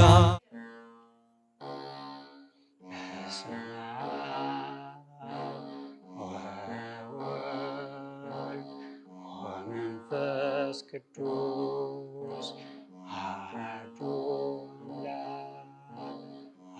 አሜን።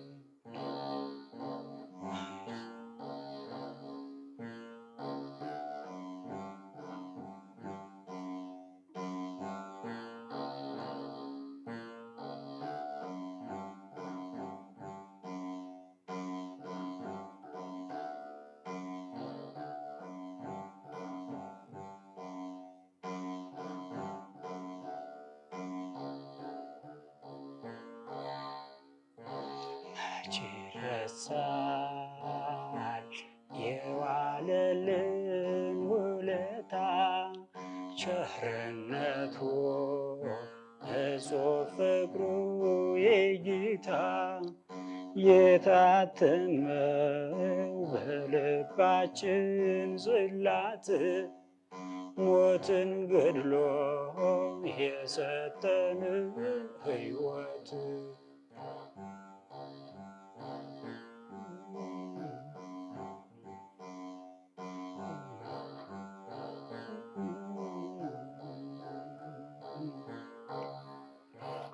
ጥፋቱ ቢወጣ አዳም ከገነት ቃል ገባለት ዳግም ሊሰጠው ሕይወት ሕያው ጌታ አምላክ ፈጣሪ ሳለ ስለ ቃሉ በዕፀ መስቀል ላይ ዋለ።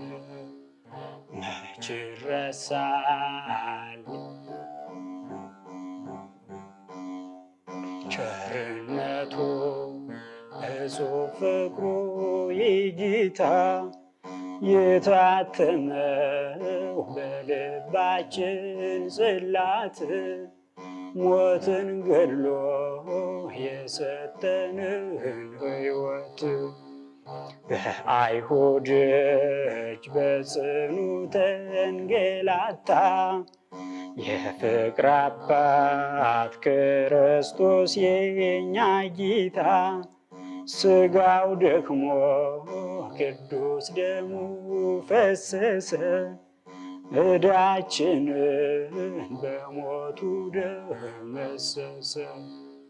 መች ይረሳል የዋለልን ውለታ ቸርነቱ እጹብ ፍቅሩ የጌታ የታተመው በልባችን ጽላት ሞትን ገድሎ የሰጠንን ሕይወት ስንጠላ እርሱ አብዝቶ ወደደን የፍቅር አባት ክርስቶስ የኛ ጌታ ስንጠላው እርሱ አብዝቶ ወደደን ስለ ፍቅሩ ሞትን ገድሎ አዳነ ባርነትን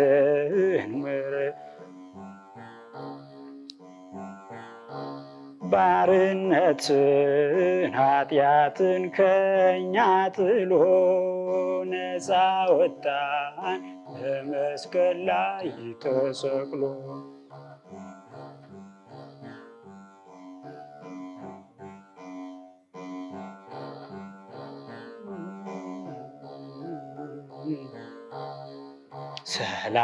ሰላማችን የድንግል ማርያም ፍሬ ይገባዋል ምስጋናና ዝማሬ። ስለ ፍቅሩ ስላረገልን ሁሉ ተቀኙለት ፍጥረታት ዝም አትበሉ።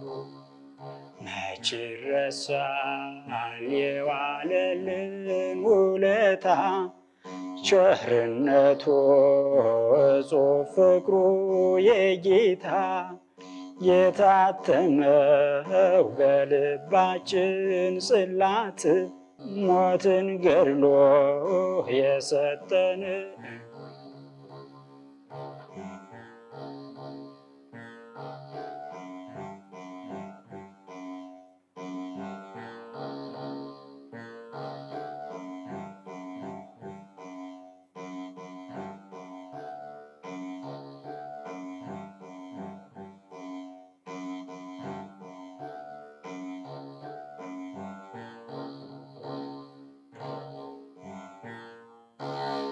እንግዳችን ሆነ እዚህ ድረስ ስለመጣህ እጅግ በጣም አድርገን እናመሰግናለን። እግዚአብሔር ይስጥልን፣ እግዚአብሔር ያክብርልን። ጥሩ ሀሳብ፣ ጥሩ ትምህርት ነው ያገኘነው።